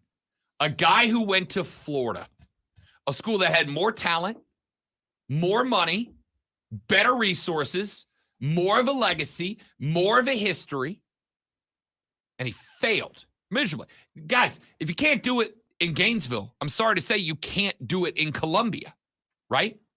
If you can't do it in Gainesville, you can't do it in Columbia, and he couldn't do it in Columbia. With Shane, at least I'm looking at it and going, I don't know, man, like, I can't say he's failed anywhere else because he's never done it anywhere else. So maybe not. But I think the difference with the vibes thing is that there's an element of unknown to be excited about. I feel like we knew what the outcome was with Will Muschamp. I don't think we know the outcome with Shane Beamer. So when you don't know the outcome, then every step between here and whatever the outcome ends up being isn't exciting. With Muschamp, it just always felt like a consistent march towards mediocrity at best, failure at worst. That's exactly what it was. So we'll see. I don't know if that answers the question good enough or not, but that's my run at it. My name is Rob Brown. Lonzo's on the ones and twos. When we come back, got a few more things I want to knock out. We got a short segment to end this hour. And then in the last hour, we'll get away from college football a little bit. Interesting story developing around Tiger Woods. The folks at NASCAR very excited about the results of their race weekend at Chicago. What doors could that open?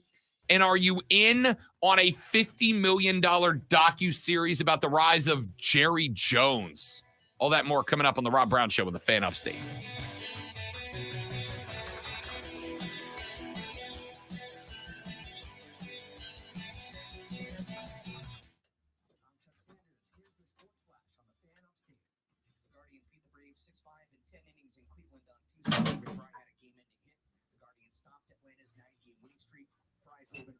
Pitch over the head of left fielder Eddie Rosario to score. Jose Ramirez.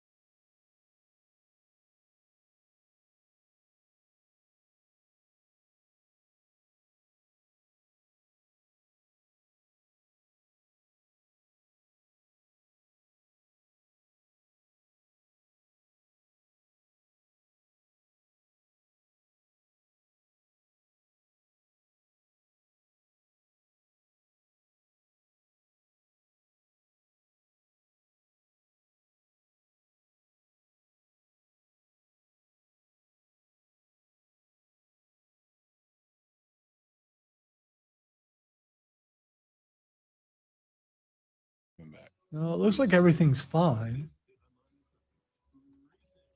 Gotta quit doing that. Steven, during thank the you, buddy. show. I appreciate it. I know, like, it's kind of a running gag, but, like, I really do try to be fair to both teams. I don't have a dog in that fight other than I want everybody to do well. And I've given you that. I think I've been boldly honest in the reason I want everybody to do well, right? If I was a kiss butt, I would sit here and say, I want everybody to do great so all the fans are happy. I don't care about that. If you guys are happy, you start coming out to events, I start making more money. So, Stinking capitalists, man. No one wants to hear that. Money. Like anyone wants money. need a new Rolex. I've never owned a Rolex in my life. I wouldn't even. I've never seen one up close before. I have. So. Joey B is a big watch guy. The remember when AEW? Maybe I have. Tomorrow? Yeah. You have. That was a Rolex. Oh, okay. Wrapping up our numero dos to the Rob Brown Show right here on the Fan Upstate, ladies and gentlemen. Hey, do us a favor. Check us out on the stream. Facebook.com/TheFanUpstate, Twitter.com/TheFanUpstate. Search and subscribe to the Fan Upstate on YouTube. And, of course, go to Twitch and search and subscribe to the Rob Brown Show. And if you're enjoying the show on the stream, share it around on your social media. If you don't mind, we are trying to grow the show. Because we want to. The more folks we have participating on the radio broadcast, the more fun the show is, right? The show is better with your input. I stand by that. I am not. Even you, Ray. Even you, Ray. Even you. Ray has provided us unending content for the past 2 weeks. So even when the show is bad, if you guys jump in, it immediately makes it better. If the show is good, it makes it great. And if the show is great and you guys jump in, it makes it excellent. All right? So share it around. We want to grow the show. Because we want you guys to help us make the show better. And B, because our bosses told us we have to. Those are the two reasons. All right. Let's get a couple of things in here real quick. I'm gonna actually, you know what I want to do? I complained back in the first hour about fireworks at midnight guy last night, right? I said, if you want to party to celebrate America, especially if you're one of the lucky few who were off today, so the hangover wasn't a concern of yours, do it in a way that doesn't disrupt, everyone in a 1 mile radius. But then, as I got prepared to come in here and give the get off my lawn speech, Lonzo came in and one-upped me with the old guy revelation of the day when he rolled up into this bad boy and pointed out that he recognized that a traffic pattern had changed. No signs, no announcements. Just the order of turn lane versus straight lane had changed at the intersection near the office. And that was his big revelation of the day. Hey, this is an amazing thing. And I don't care if I sound old because I am. So I want to see if this clears up the intersection of Woodruff and Garlington, which is a mess. And would a simple light change fix it? And if it does, what does that say about how long it took them to figure it out? Is that like civil engineering or something? I believe possibly they decide that stuff, but what does that mean if it actually fixes it? Plus, if it does fix it, it helps all us out. So when I leave every day, that's the intersection I go through, right? I can either turn left or turn right and go down Woodruff to get to 385. Depending on what it looks like determines if I go left or right. But either way, I have always predicated it based on the traffic pattern, right? Like I know, okay, I just saw that light turn red, so I know it's going to be three other directions before it turns green again, so I'm going to go right. Or, I just saw people going straight across, so I know where next to turn left, which means I got to rethink the whole way that I leave here to get home. But that's something I would have picked up on eventually. Lonzo rolled up in here. So we start our day every day. I get in here around 7 at latest, 6:30 to 7, somewhere in that range. Lonzo shows up right around 8 because he works well after I do into the daytime. So he rolls up, and normally the day starts. Lonzo comes in. He walks straight to the studio. He sets his stuff down. He gets the show set up. He comes back to the office, and the day starts with me going, "Hello, Lonzo. How you doing?" And this morning, he walks to the door, and he goes, No, wait. The traffic pattern changed. That was the oldest old guy moment that this building has had since I admitted that the last time it rained, I said, we needed this. Hey, you didn't even get your hello out. I interrupted because I was so excited about that. I don't need your greetings. I don't want the niceties. None of the small talk. We're going straight to the important stuff. The traffic signals have changed. The matrix has been changed. You notice those things. Ladies and gentlemen, we got a lot more to get into hour number 3. Texture says, Clemson fan here, not bashing Beamer, but South Carolina fans need to stop spinning this as he's doing the Dabo bit, but cooler. He's the SEC NIL version of Dabo. Without the SEC NIL money, Beamer is not bringing these cooler vibes. He was doing it before that, though. I don't know. We'll see. We can talk more about it. Got some golf stories, Tiger Woods in the drama. Got some NASCAR as well. It's all coming up in the third hour of the Rob Brown Show in the Fan Upstate.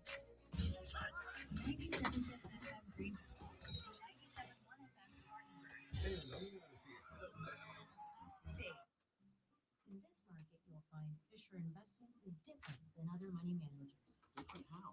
Aren't we all just looking for the hottest stocks? Nope. We use diversified strategies to position our clients' portfolios for their long-term goals. You don't just provide cookie-cutter portfolios? No, we tailor our clients' portfolios. I could do that thing where I go, I don't care about any other intersection, just the one that affects me most. But it does make sense that it would affect other things. But I can't wait till after 3 o'clock. Did you take yourself off? I dropped my pen and it clicked the go off button. So I'm resetting. I'm so shocked that stuff like that doesn't happen more often. That's why I'm laughing because, There I am. Hi. the precise dropping. Yeah.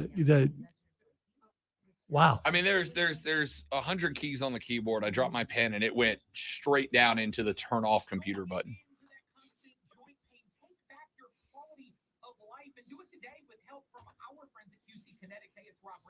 QC Kinetics is helping people every day here and across the country with their amazing non-surgical treatments that repair and restore damaged joint tissue. They use the latest advances in regenerative medicine, taking your own. This is me reminding myself again. This is Wednesday. It's not Monday. Today I have to do my Tuesday and Wednesday work. Another old guy thing, reminding yourself stuff. I'm not going to resort to Post-its. I mean, I could put a reminder on my phone, but that'd be way too modern for an old guy.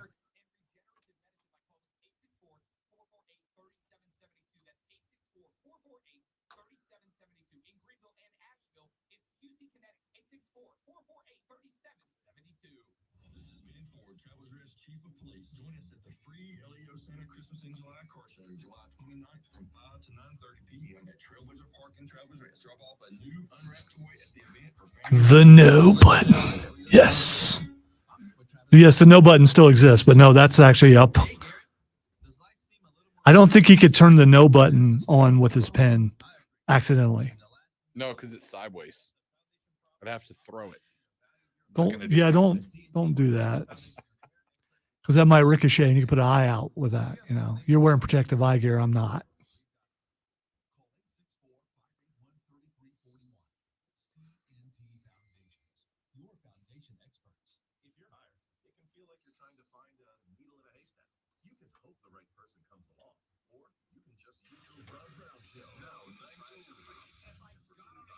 Zach on it. Andrew.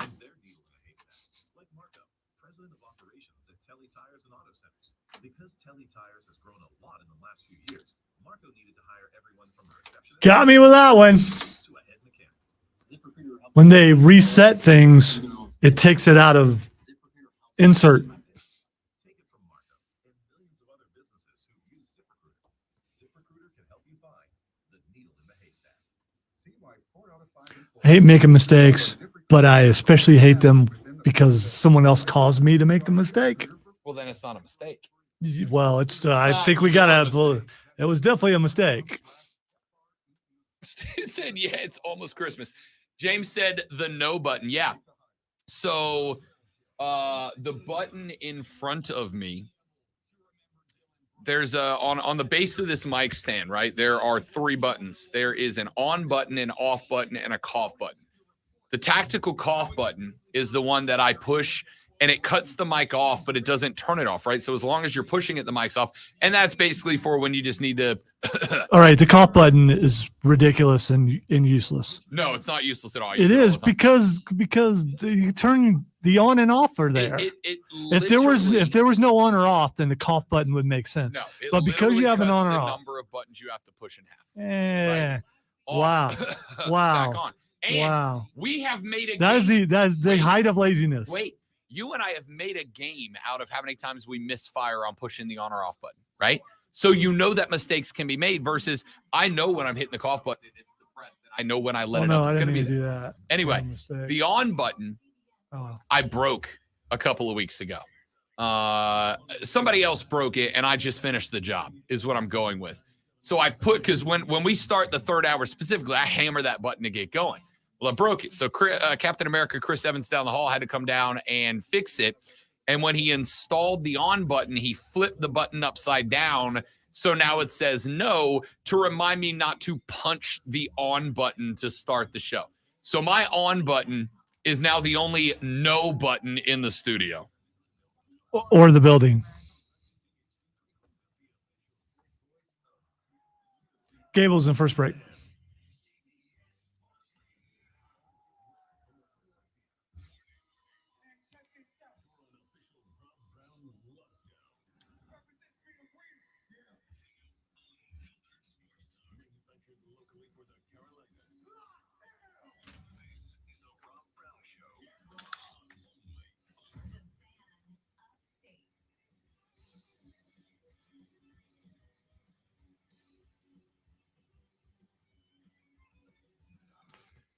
The third, the final, the best, the money hour of the Rob Brown Show goes now, ladies and gentlemen. This is the Fan Upstate. Welcome back, y'all. Rob and the Great One Lonzo with you on an overcast upstate Wednesday afternoon. Phone lines open for you, 844-326-3663, 844-326-3663. You can text us at 71307. 71307, start your text with FAN. FAN. We'll read them on the air. You can also tweet us at The Rob Brown Show, at Lonzo on Word, and you can text everybody up in this hizzy at The Fan Upstate. You can also watch the stream at Facebook.com/The Fan Upstate, Twitter.com/The Fan Upstate by searching and subscribing to The Fan Upstate on YouTube, or by going to Twitch and searching and subscribing to The Rob Brown Show. And again, if you like the stream, do us a favor, share it around on your social. We're trying to grow this community, and we want people who know people to join up in this thing and have a little fun with us. I said join the stream. What? I said watch the stream. Steve, wake up! What? Steve's asleep at the wheel over there. All right, a couple of things I want to get into in this segment and this hour of the show. And we start with this. This is a story that's developing over the last couple of days, and I assume will continue to do so. Golfchannel.com obtained several pages of documents that were allegedly in possession, or were in the possession of one Eldrick Tiger Woods. Several pages of the documents were first shared by an anonymous Twitter account at Desert Duffer LLG. Sounds legit. I mean, it's Twitter. What are you going to do? Anyway, the Desert Duffer LLG Twitter account sent up a tweet that said, at last year's Travelers Champ, Monahan held a player town hall meeting to discuss the LIV defections. He and his team plan to bring in the big gun, Tiger Woods, to rally the troops. No idea whether Tiger actually showed. He drafted exactly the kind of horse boat you'd expect. And then he posted a couple of the alleged documents. They are titled Jay Monahan's Remarks, PGA Tour Player Town Hall Meeting, Travelers Championship, Tuesday, June 21st, 2022, 7:30 a.m. Eastern. And some of the highlights of the document go like this. Topics to address. Number 1, explain how the LIV Golf Series is a threat to your livelihood, your business, and the game of golf as a whole. Number 2, what is the ultimate punishment, suspension length for those who have violated our tournament regulations? Number 3, what is the plan moving forward, not just with regards to LIV, but what is the tour going to do to grow moving forward? Number 4, what can players do to help? What is your call to action? Then there is a segment titled J, what can players do to help? What is your call to action? And I won't hit every point of it, but there are some that thank the players for their outreach in recent weeks to find out. There is a plan to reach out to members of the industry and beyond to find out what they can do to help. There is a point out there where he specifically asked the players to, quote, step up publicly and privately, end quote. And then there's a point that says, last week, I spent some time with Tiger and he asked the same question. What can I do to help? As we talked through the ideas, he came up with one of his own. He asked if he could talk to you guys directly. Brackets, Tiger enters the room and up to the podium. They scripted out a Tiger Woods WWE walkout in front of the players. Incredible. Jay was going to go up there by himself with a mic and go, well, you know, guys, in talking about all this Live Tour stuff. It's exactly what he sounds like, by the way. I was trying to figure out what would Tiger do. So I called Tiger Woods and I said, Tiger, what would you do? And he had a wonderful idea. And guys, I'm going to let you tell him himself. Ladies and gentlemen, please welcome to the podium, Mr. Tiger Woods. No walk-up music? Yeah,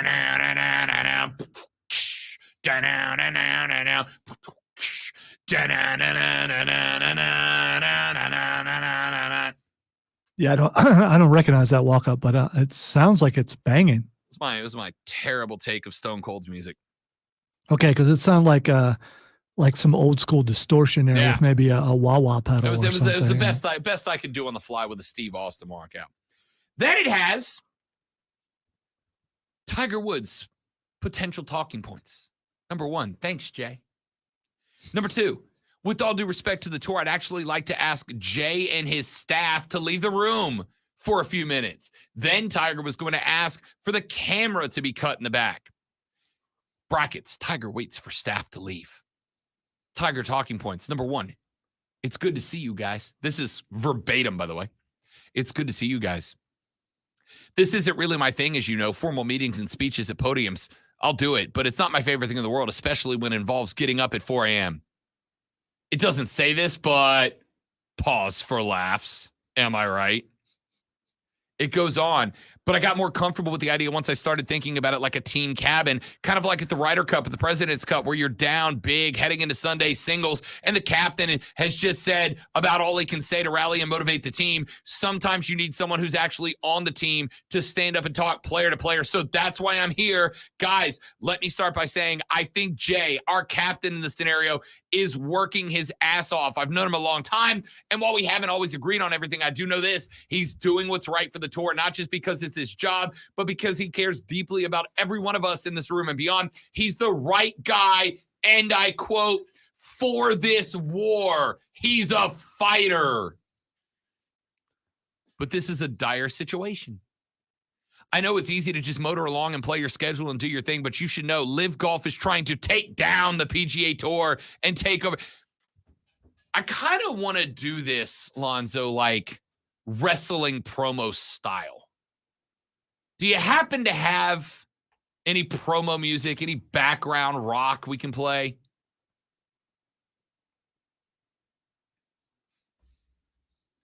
Yeah, but this is like the old world order, right? Like, wouldn't the Live Tour be the new world order here? I'm not saying we don't roll with it. I'm just saying, like, analogous. Like, is it Live Tour the new world order? Wow. Good word. I mean, it fits. But yeah, I mean, let's see the afternoon show do that. Yeah, you know what? I don't think so. Screw it. Roll it. Roll it. I'll do it. I'm going for it.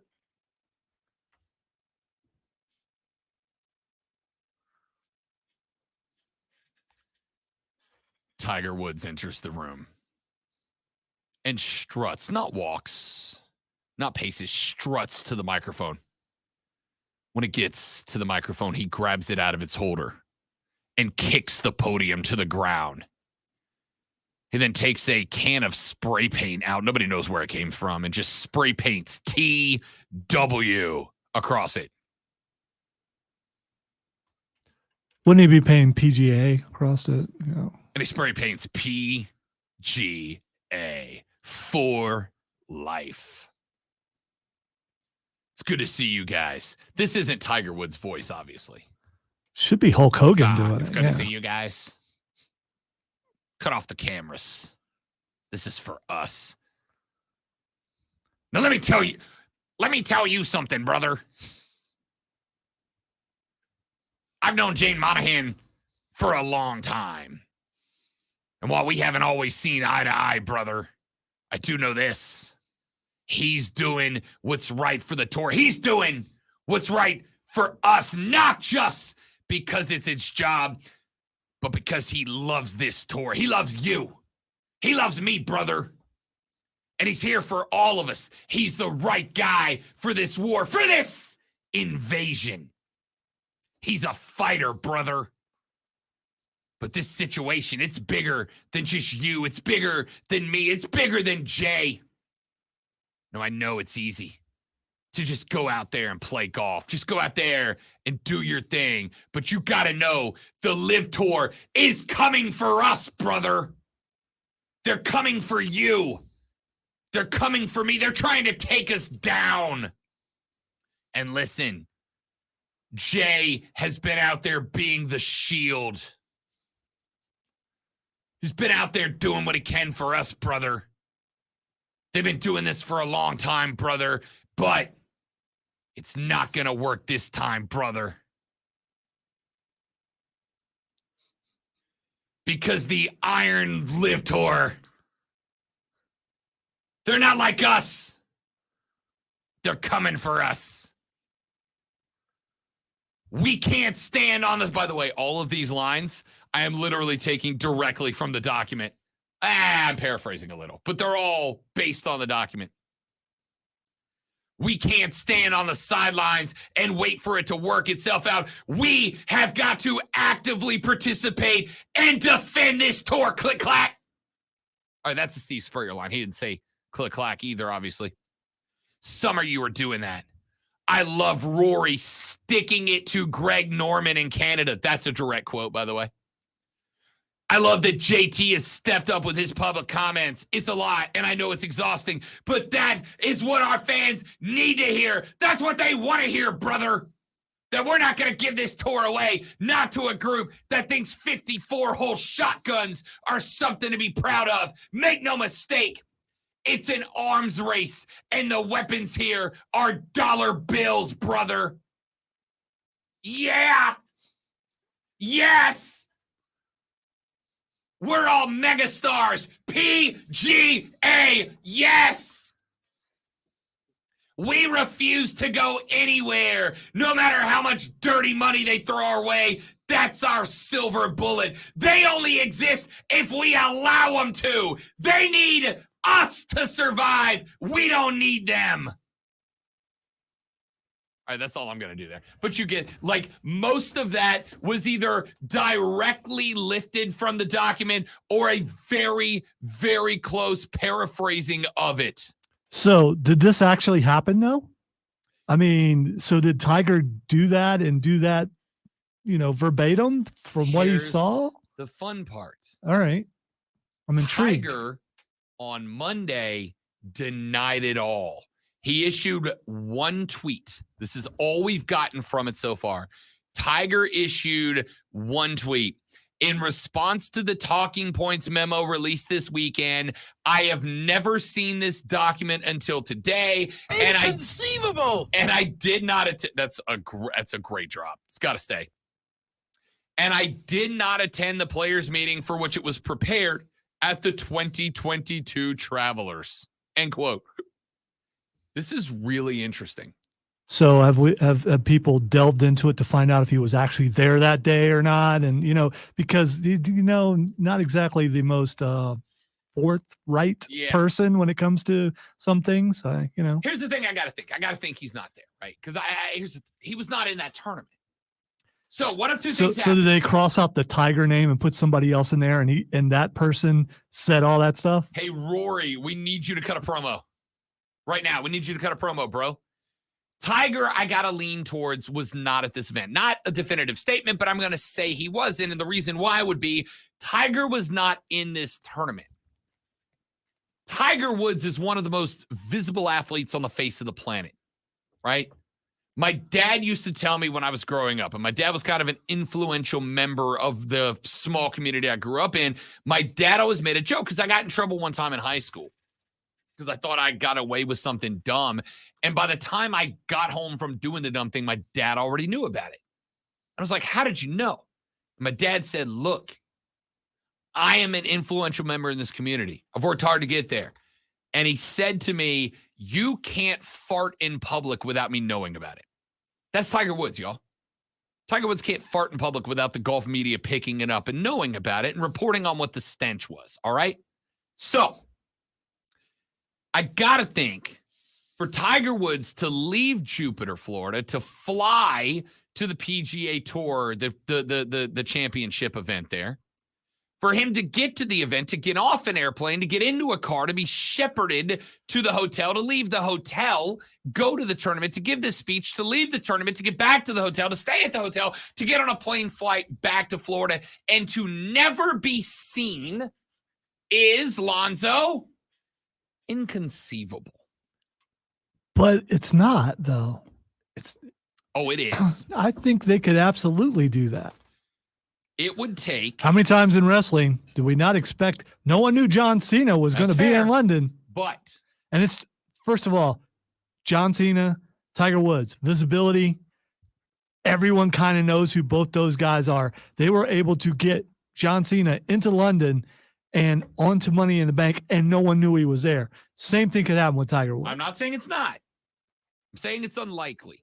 On top of that, you've got to keep in mind the number of people, for instance, with WWE that knew Cena was there is not a gigantic number. And on top of that, everyone there has a financial imperative to keep that secret.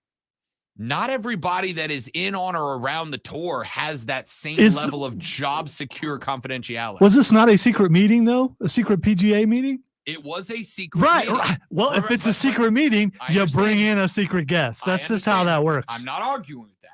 I'm saying that when the Illuminati show up, I mean, we don't know that they're the Illuminati, but they know. So, I mean, there's that. I'm saying that the odds that Tiger Woods, in my opinion, and it is an opinion, the odds that Tiger Woods would be able to get from Jupiter to the Travelers to a secret meeting, to get out of the secret meeting, to get back to Jupiter without one person going, y'all, Tiger was at the tour event. Is I'm not saying it's impossible. I'm saying it's improbable. Now, I think it's very possible. Okay. So let's leave that there. Tiger says he didn't know about the document. He had never seen the document. He was not asked about the document, told about the document. He has no idea what this is about. I find that very interesting. And I'm not saying I do or do not believe Tiger Woods. I don't really have a belief on either side of the aisle there. What I do find interesting is that whether or not Tiger Woods had anything to do with it, this document was ultimately obtained by a court.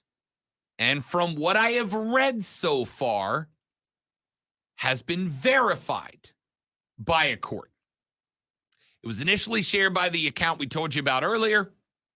It is part of a pending antitrust lawsuit brought against the PGA Tour by attorney Larry Klayman in the 15th Judicial Circuit in Palm Beach County, Florida. There are 357 pages of filings, including emails, press clippings, meeting rundowns, investment agreements, and more. And the tour has not commented on it. I would assume if these were forged documents, at some point the tour would have been like, nope, made up. But they're also in litigation, so maybe not. The reason this is interesting is because it just raises my suspicion, and I think the suspicion of people that are getting to the point where they're starting to file lawsuits, because of the fact that Jay and the PGA Tour, if these documents are legit, had very much planned on bringing Tiger Woods in to cut a promo about how bad Live Tour is, to cut a promo about how bad Live Tour is for the game, how bad it is for the players, how bad it is for the fans. They were having Tiger Woods. If there's a bigger gun in the bag for golf than Tiger Woods, I don't know what it is. Tiger's they got. And they were going to bring Tiger out, the biggest gun they got, to tell the players, we need you to rally around us. We need you to rally around LT Gray. We need you to rally around Rory. We need you guys to rally up and defend this house from the Live Tour.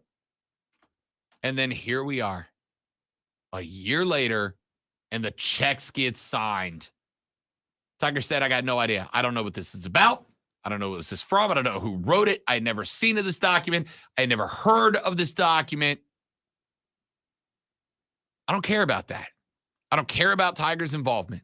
I don't care about whether I don't care if Tiger showed up and gave the greatest heel promo of all time. The fact that Jay was calling in the big gun and then 10 and a half months later accepted a check from the enemy that he brought in Tiger Woods to speak out about. I got questions, bro. That was some Adam Schefter type writing there. His promo?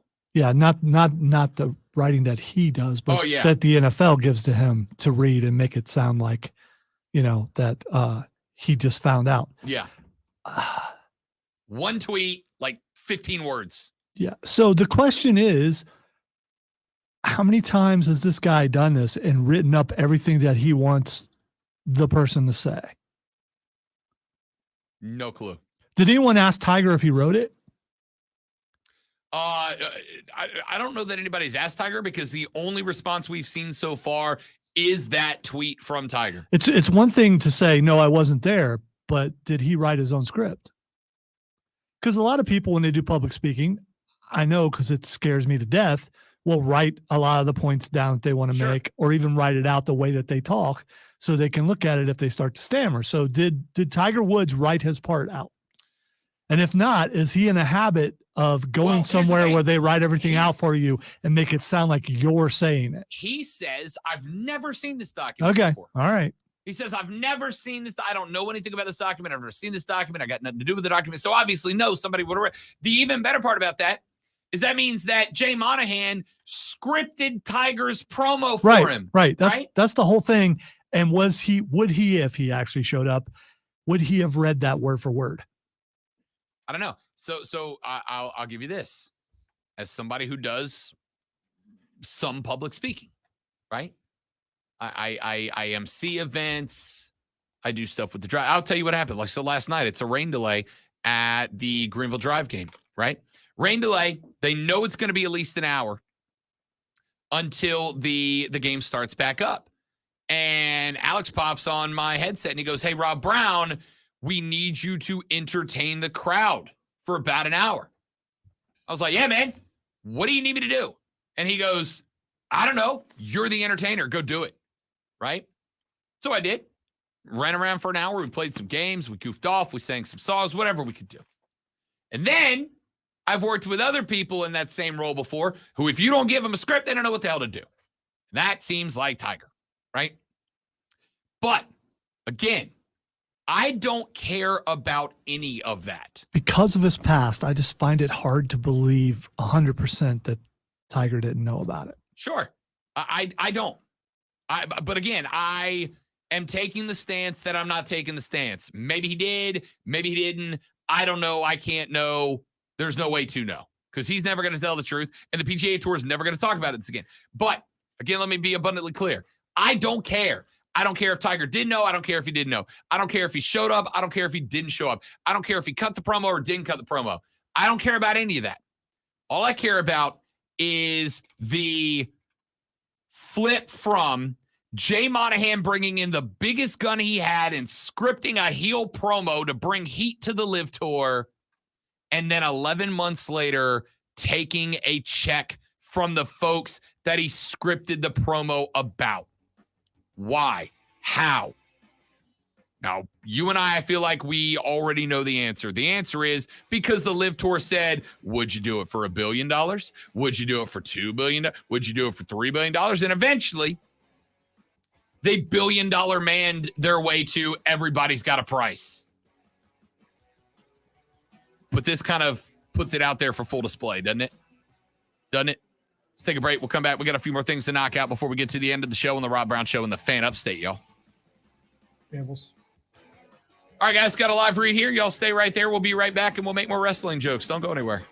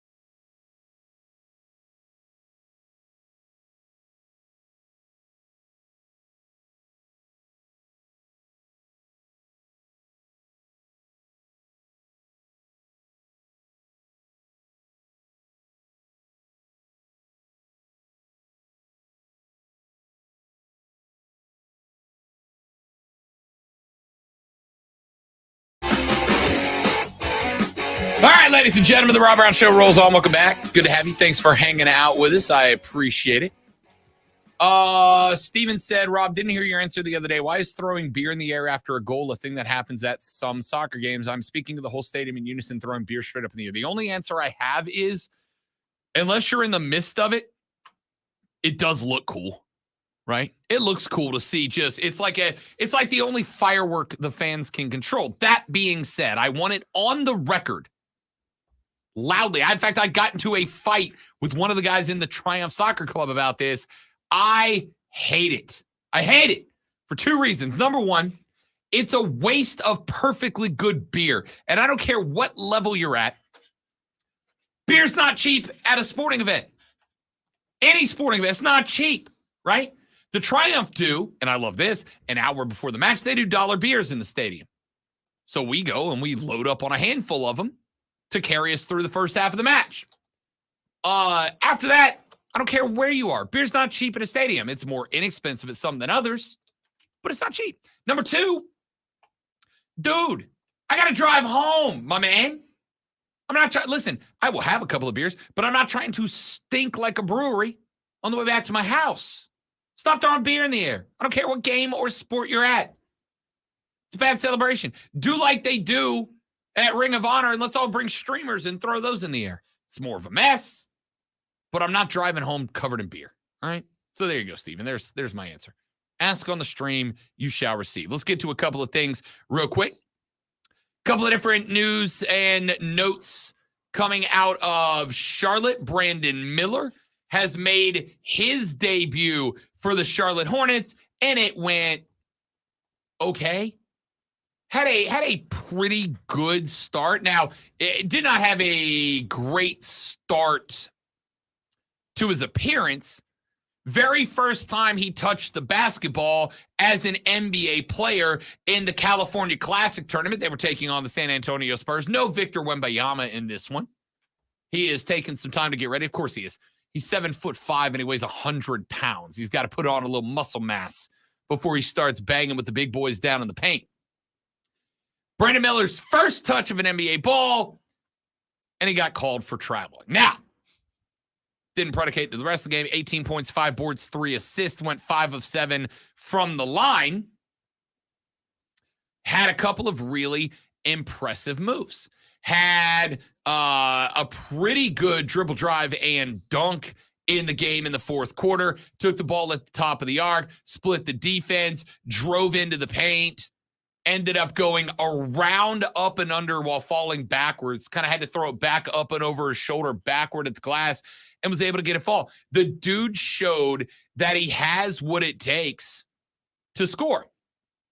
He had a couple of different times where he was able to split the defense, a couple of different times where he was able to get into the paint and distribute. It wasn't bad by any stretch of the imagination. Now, the shooting got worse as the game went on, and that's a stamina issue, but that's conditioning, right? That's conditioning. You can work on that. Could be a touch of the nerves, too. Sure. First time rocking an NBA jersey last night. First time. But I will give you this. Brandon Miller had hustle last night. And at the end of the day, that's what I'm looking for. Now, there was the other side of the coin. It was undisciplined play. 7 fouls, 6 turnovers. He is the highest drafted player since 2017 with 6 fouls and 6 turnovers in a summer league game. First off, incredible that people are tracking those stats that closely, right? That somebody dug down. Good on you. That's a stat guy in radio who did his research, right?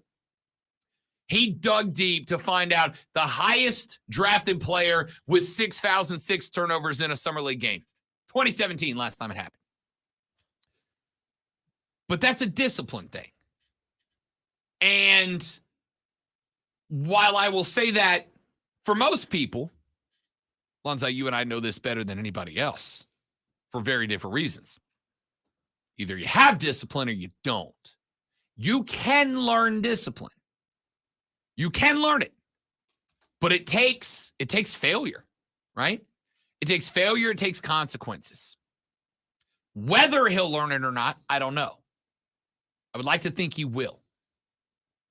Brandon Miller, unlike a lot of other players, seems like a guy that after the consequences of what happened that night at Alabama, where he brought the gun to his teammate who ended up shooting and killing somebody with it, there's still baggage there, right? There's still concerns. I'm not going to say I don't have concerns about any baggage Brandon Miller has, but I have to say this. Since then, Brandon Miller's been out of the news, right? What have you heard about Brandon Miller outside of the lead up to the draft, and then last night? His first game as a Hornet. Not much. Not much. So if that is the case, the optimistic view, and I'm going to take the optimistic view here, is that dude looked at the consequences of that night, of that action. He had, for the most part, a large percentage of the country, if not the majority, calling for Alabama to suspend him, to kick him off the team. Remember when he went to Birmingham, he had to have private security escort him into and out of the SEC basketball tournament because of how upset people were about him being on the team still.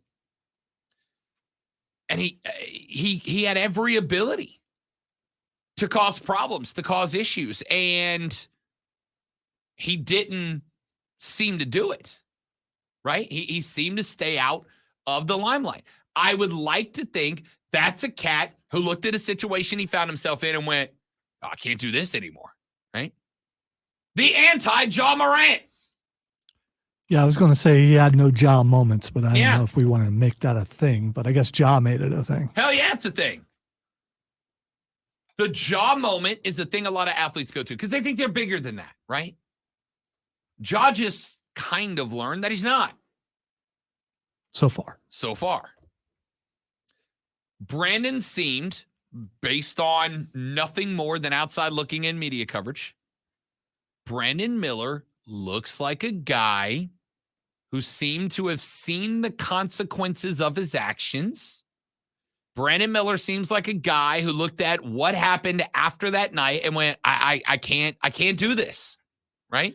And if he can learn that and if he can do that, then it says to me, he can be taught. He can learn. And if you can learn like that, you can learn discipline. You can also learn stamina, right? So the shooting woes in the fourth quarter weren't bad. I will also tell you, I loved Brandon Miller playing through contact because he did. When Brandon Miller was getting the rock, Brandon Miller was getting attacked, right? Brandon Miller was getting attacked. And Brandon Miller played through the contact. I liked it. That's good stuff. Now, that being said, that brings me to one more thing going on in the NBA. This is NBA-wide. The NBA is testing out 2 proposed rule changes in Summer League games this year. There are 2 of them that they are trying. One of them I care more about than the other. Lonzo, the NBA and the Summer League games are testing out an anti-flopping rule. The rule goes this way. The proposed in-game penalty is in effect on a provisional basis for all 23 NBA Summer League games. If a flopping penalty is assessed by game officials, the opposing team will be awarded 1 free throw and possession. A team player who commits a flop will be assessed a non-unsportsmanlike technical foul, which does not count as a personal foul and does not lead to ejection, but it does chalk him up with an unsportsmanlike. Officials. Wait. So what are the repercussions from that? Does that end up being a fine eventually? Or, I mean, it's basically don't do that. It's a foul. Okay, so it is a foul. It is a foul. It's a foul. Okay, so I misunderstood. You cannot be ejected for the flop, but it does count towards your personal foul total. Okay, right? all right. So if it is your 6th personal foul, then yeah, you're getting Oh, tossed. all right, cool. But you cannot be tossed just because of a flop, I guess is the way to word that. And this is the one that's interesting.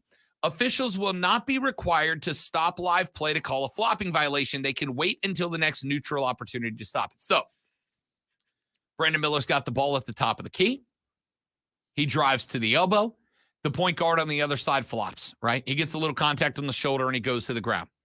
If he gets the flop call, and Brandon Miller, effectively like in soccer, has the advantage, right?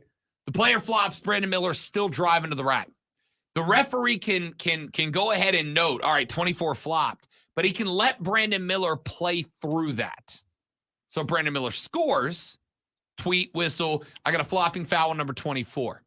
Now, what I don't know is if Brandon Miller plays through that and he misses the shot, do they stop on the rebound? If it's rebounded by the opposition, do they go, okay, tweet, stop play here. We had a flopping play, so we're going to reset. Brandon Miller gets one free throw shot, and the ball goes back to Charlotte? Or does the other team get the rebound, get to play out their possession, and the next time the ball is scored or OB, then it stops? See, that could run into a problem if you do it that way, because if there are multiple runs back and forth without points being scored, so there's no stoppage and multiple flops, what do? Next stoppage, okay, this team gets 2 shots because of flopping and the other team gets 3 because of flopping, because flopping is continuous. It could be continuous. Sure.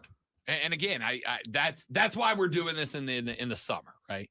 We're doing this in the summer as a testing ground. And what if a guy flops like 3 times on the back and forth and he just, during the stoppage, he gets attributed 3 fouls. Yeah. Had 0, then suddenly he has 3. So my thought is if the ball is scored, that's a neutral time, right? That's the point where they'll blow the whistle. Ball gets scored by the team that was flopped against, the floppies.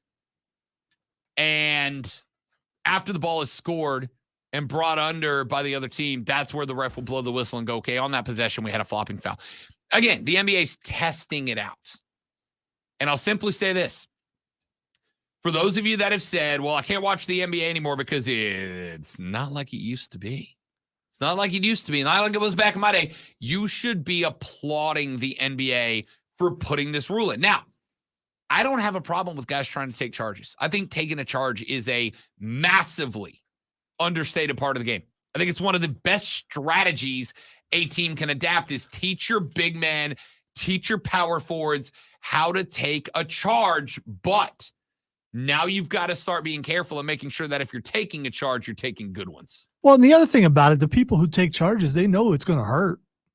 Oh, it don't feel good. Yeah. I was a charge-taking expert in high school, and in high school, it friggin' hurt. Without a doubt. Yeah, there's no easy way to land on hardwood. You just can't do that. No, it hurts. Especially when that dude sees you setting up to take the charge, and he's like, oh, you're going to earn this one, champ. And that shoulder drops. Oh, it's rough. I applaud the NBA for this. Because while I absolutely believe that flopping is a thing, and I do want to see it gone, I don't want to see it gone at the end. But keep in mind, if you unsuccessfully take a charge, more often than not, it's a block, right? So there's already a foul for unsuccessfully taking a charge. It's a blocking call. Now, I would like to see NBA officials more well-trained on how to recognize a block versus a charge, because I think they get it wrong a lot, and I'd like to see that changed. But a lot of this stuff is off-ball stuff. A lot of this stuff is minor contact stuff like we saw between LeBron and Steph in the Western Conference semis last year. So, I applaud the NBA for this. I really do. Got to work the kinks out. That's why it's a summer league thing. But I applaud the effort. Back after this to wrap up the Rob Brown Show in the Fan Upstate. Ingles has baby back ribs on sale for $2.98 a pound. Guess I know what I'm doing for dinner, boys.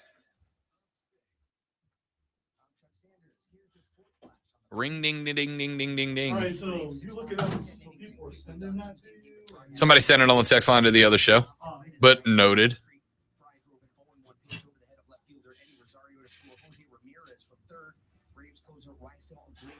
Intentionally walked Audrey Smith.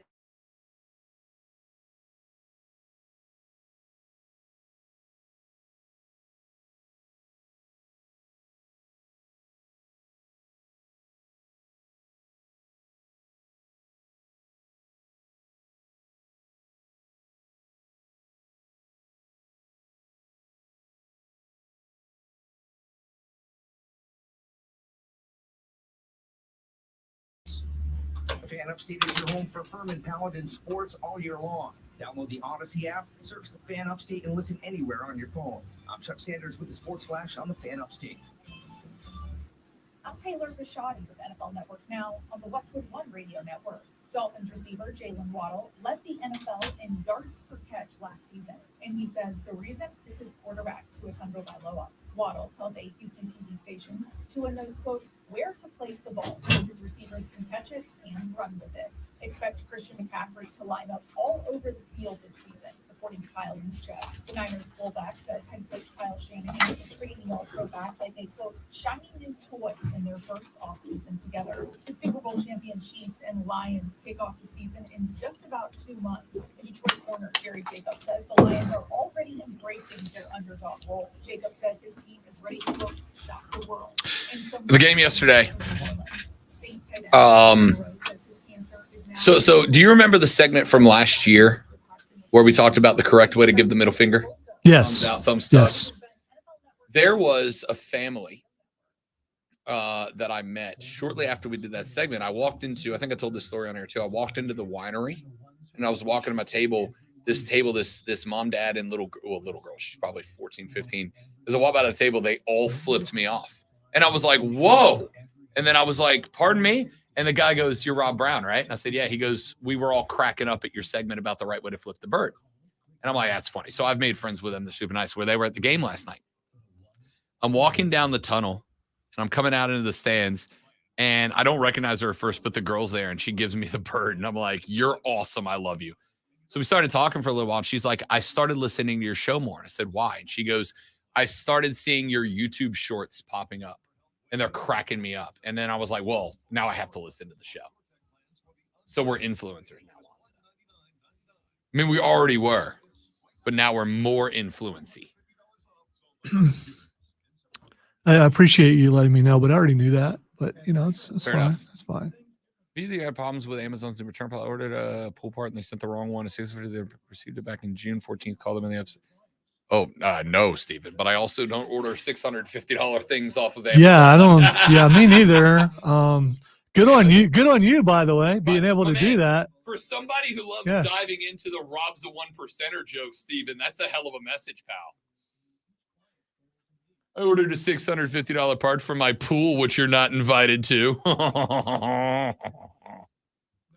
Well, we don't know if Steven didn't just scrape together the money and finally got enough money for that part and he's looking forward to swimming. And then, yeah.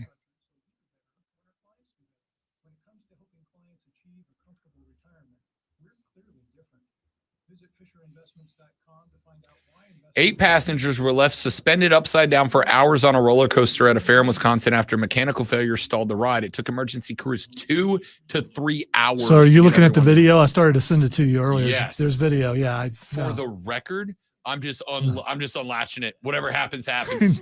It's in the universe's hands now. I'm not going that far. Bro, I mean, you understand? Upside down for 3 hours, my head would explode.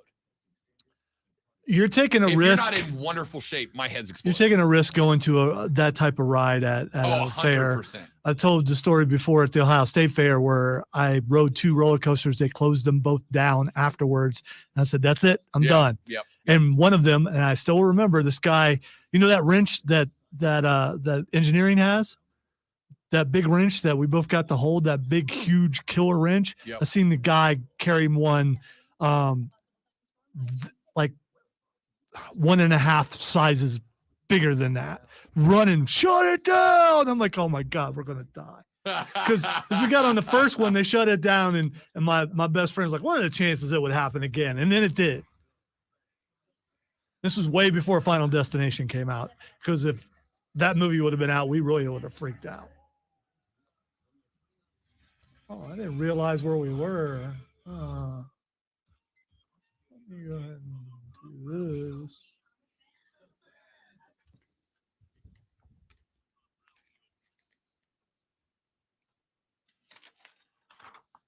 You didn't realize where we were either.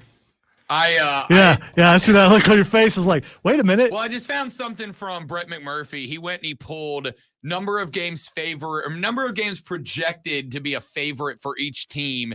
And he says that Clemson is listed as being a favorite in 11 games. So is Florida State. Yeah. Interesting. So there's that. All right. The first thing that's trending is National Bikini Day. You don't need to know why, right? Because it's National Bikini Day. Okay. It just is. All right. It's National Bikini Day. And to those who celebrate, I salute you. Yes. All right. The next thing that's trending is Burberry. Burberry. It's Burberry. That's what I've I been said. corrected. No, you said Burberry. No, I said Burberry. I did. Burberry. It's Burberry. Oh. I'm saying Burberry. You saying I'm not saying Burberry when I'm saying Burberry? I didn't say Burberry. Burberry. I don't get it. I don't get it. Like, oh, my scarf has this pattern. There's By the way, hundreds you of have them. I don't a get it. Burberry.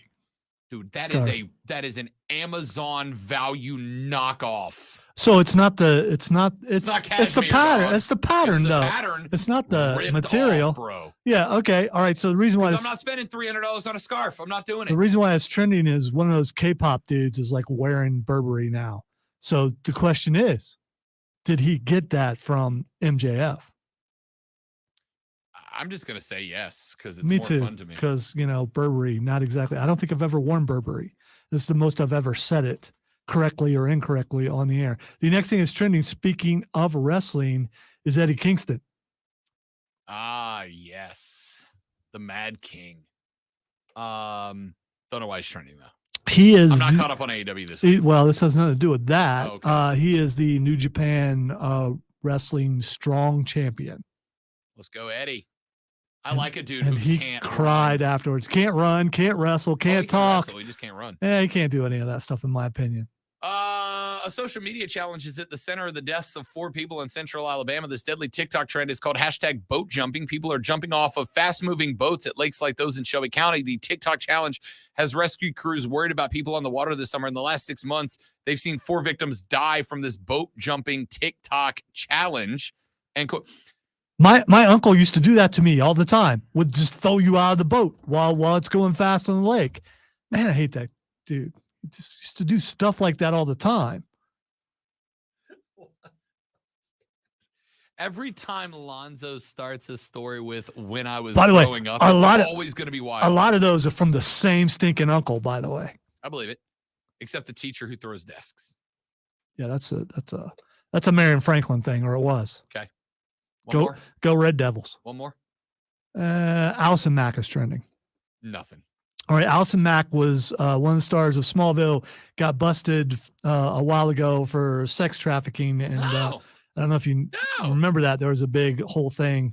Sex slaves were involved. She just got out a year early. Huh. I got to tell you. It's Nexium. There's an entire documentary series about it. You should watch it. Well, I'm going to now. Yeah, it's very interesting and sad. Oh, I have no words other than that's the end of the show. Thanks for hanging out, ladies and gentlemen. Hope you enjoyed the show half as much as we enjoyed it bringing it to you. We'll be back tomorrow to do it all over again, but better don't drink to drive. I'll punch you in the face. Have a lovely rest of your Wednesday. We are back tomorrow for another rousing edition of the Rob Brown Show and the Fan Upstate. Later, brother.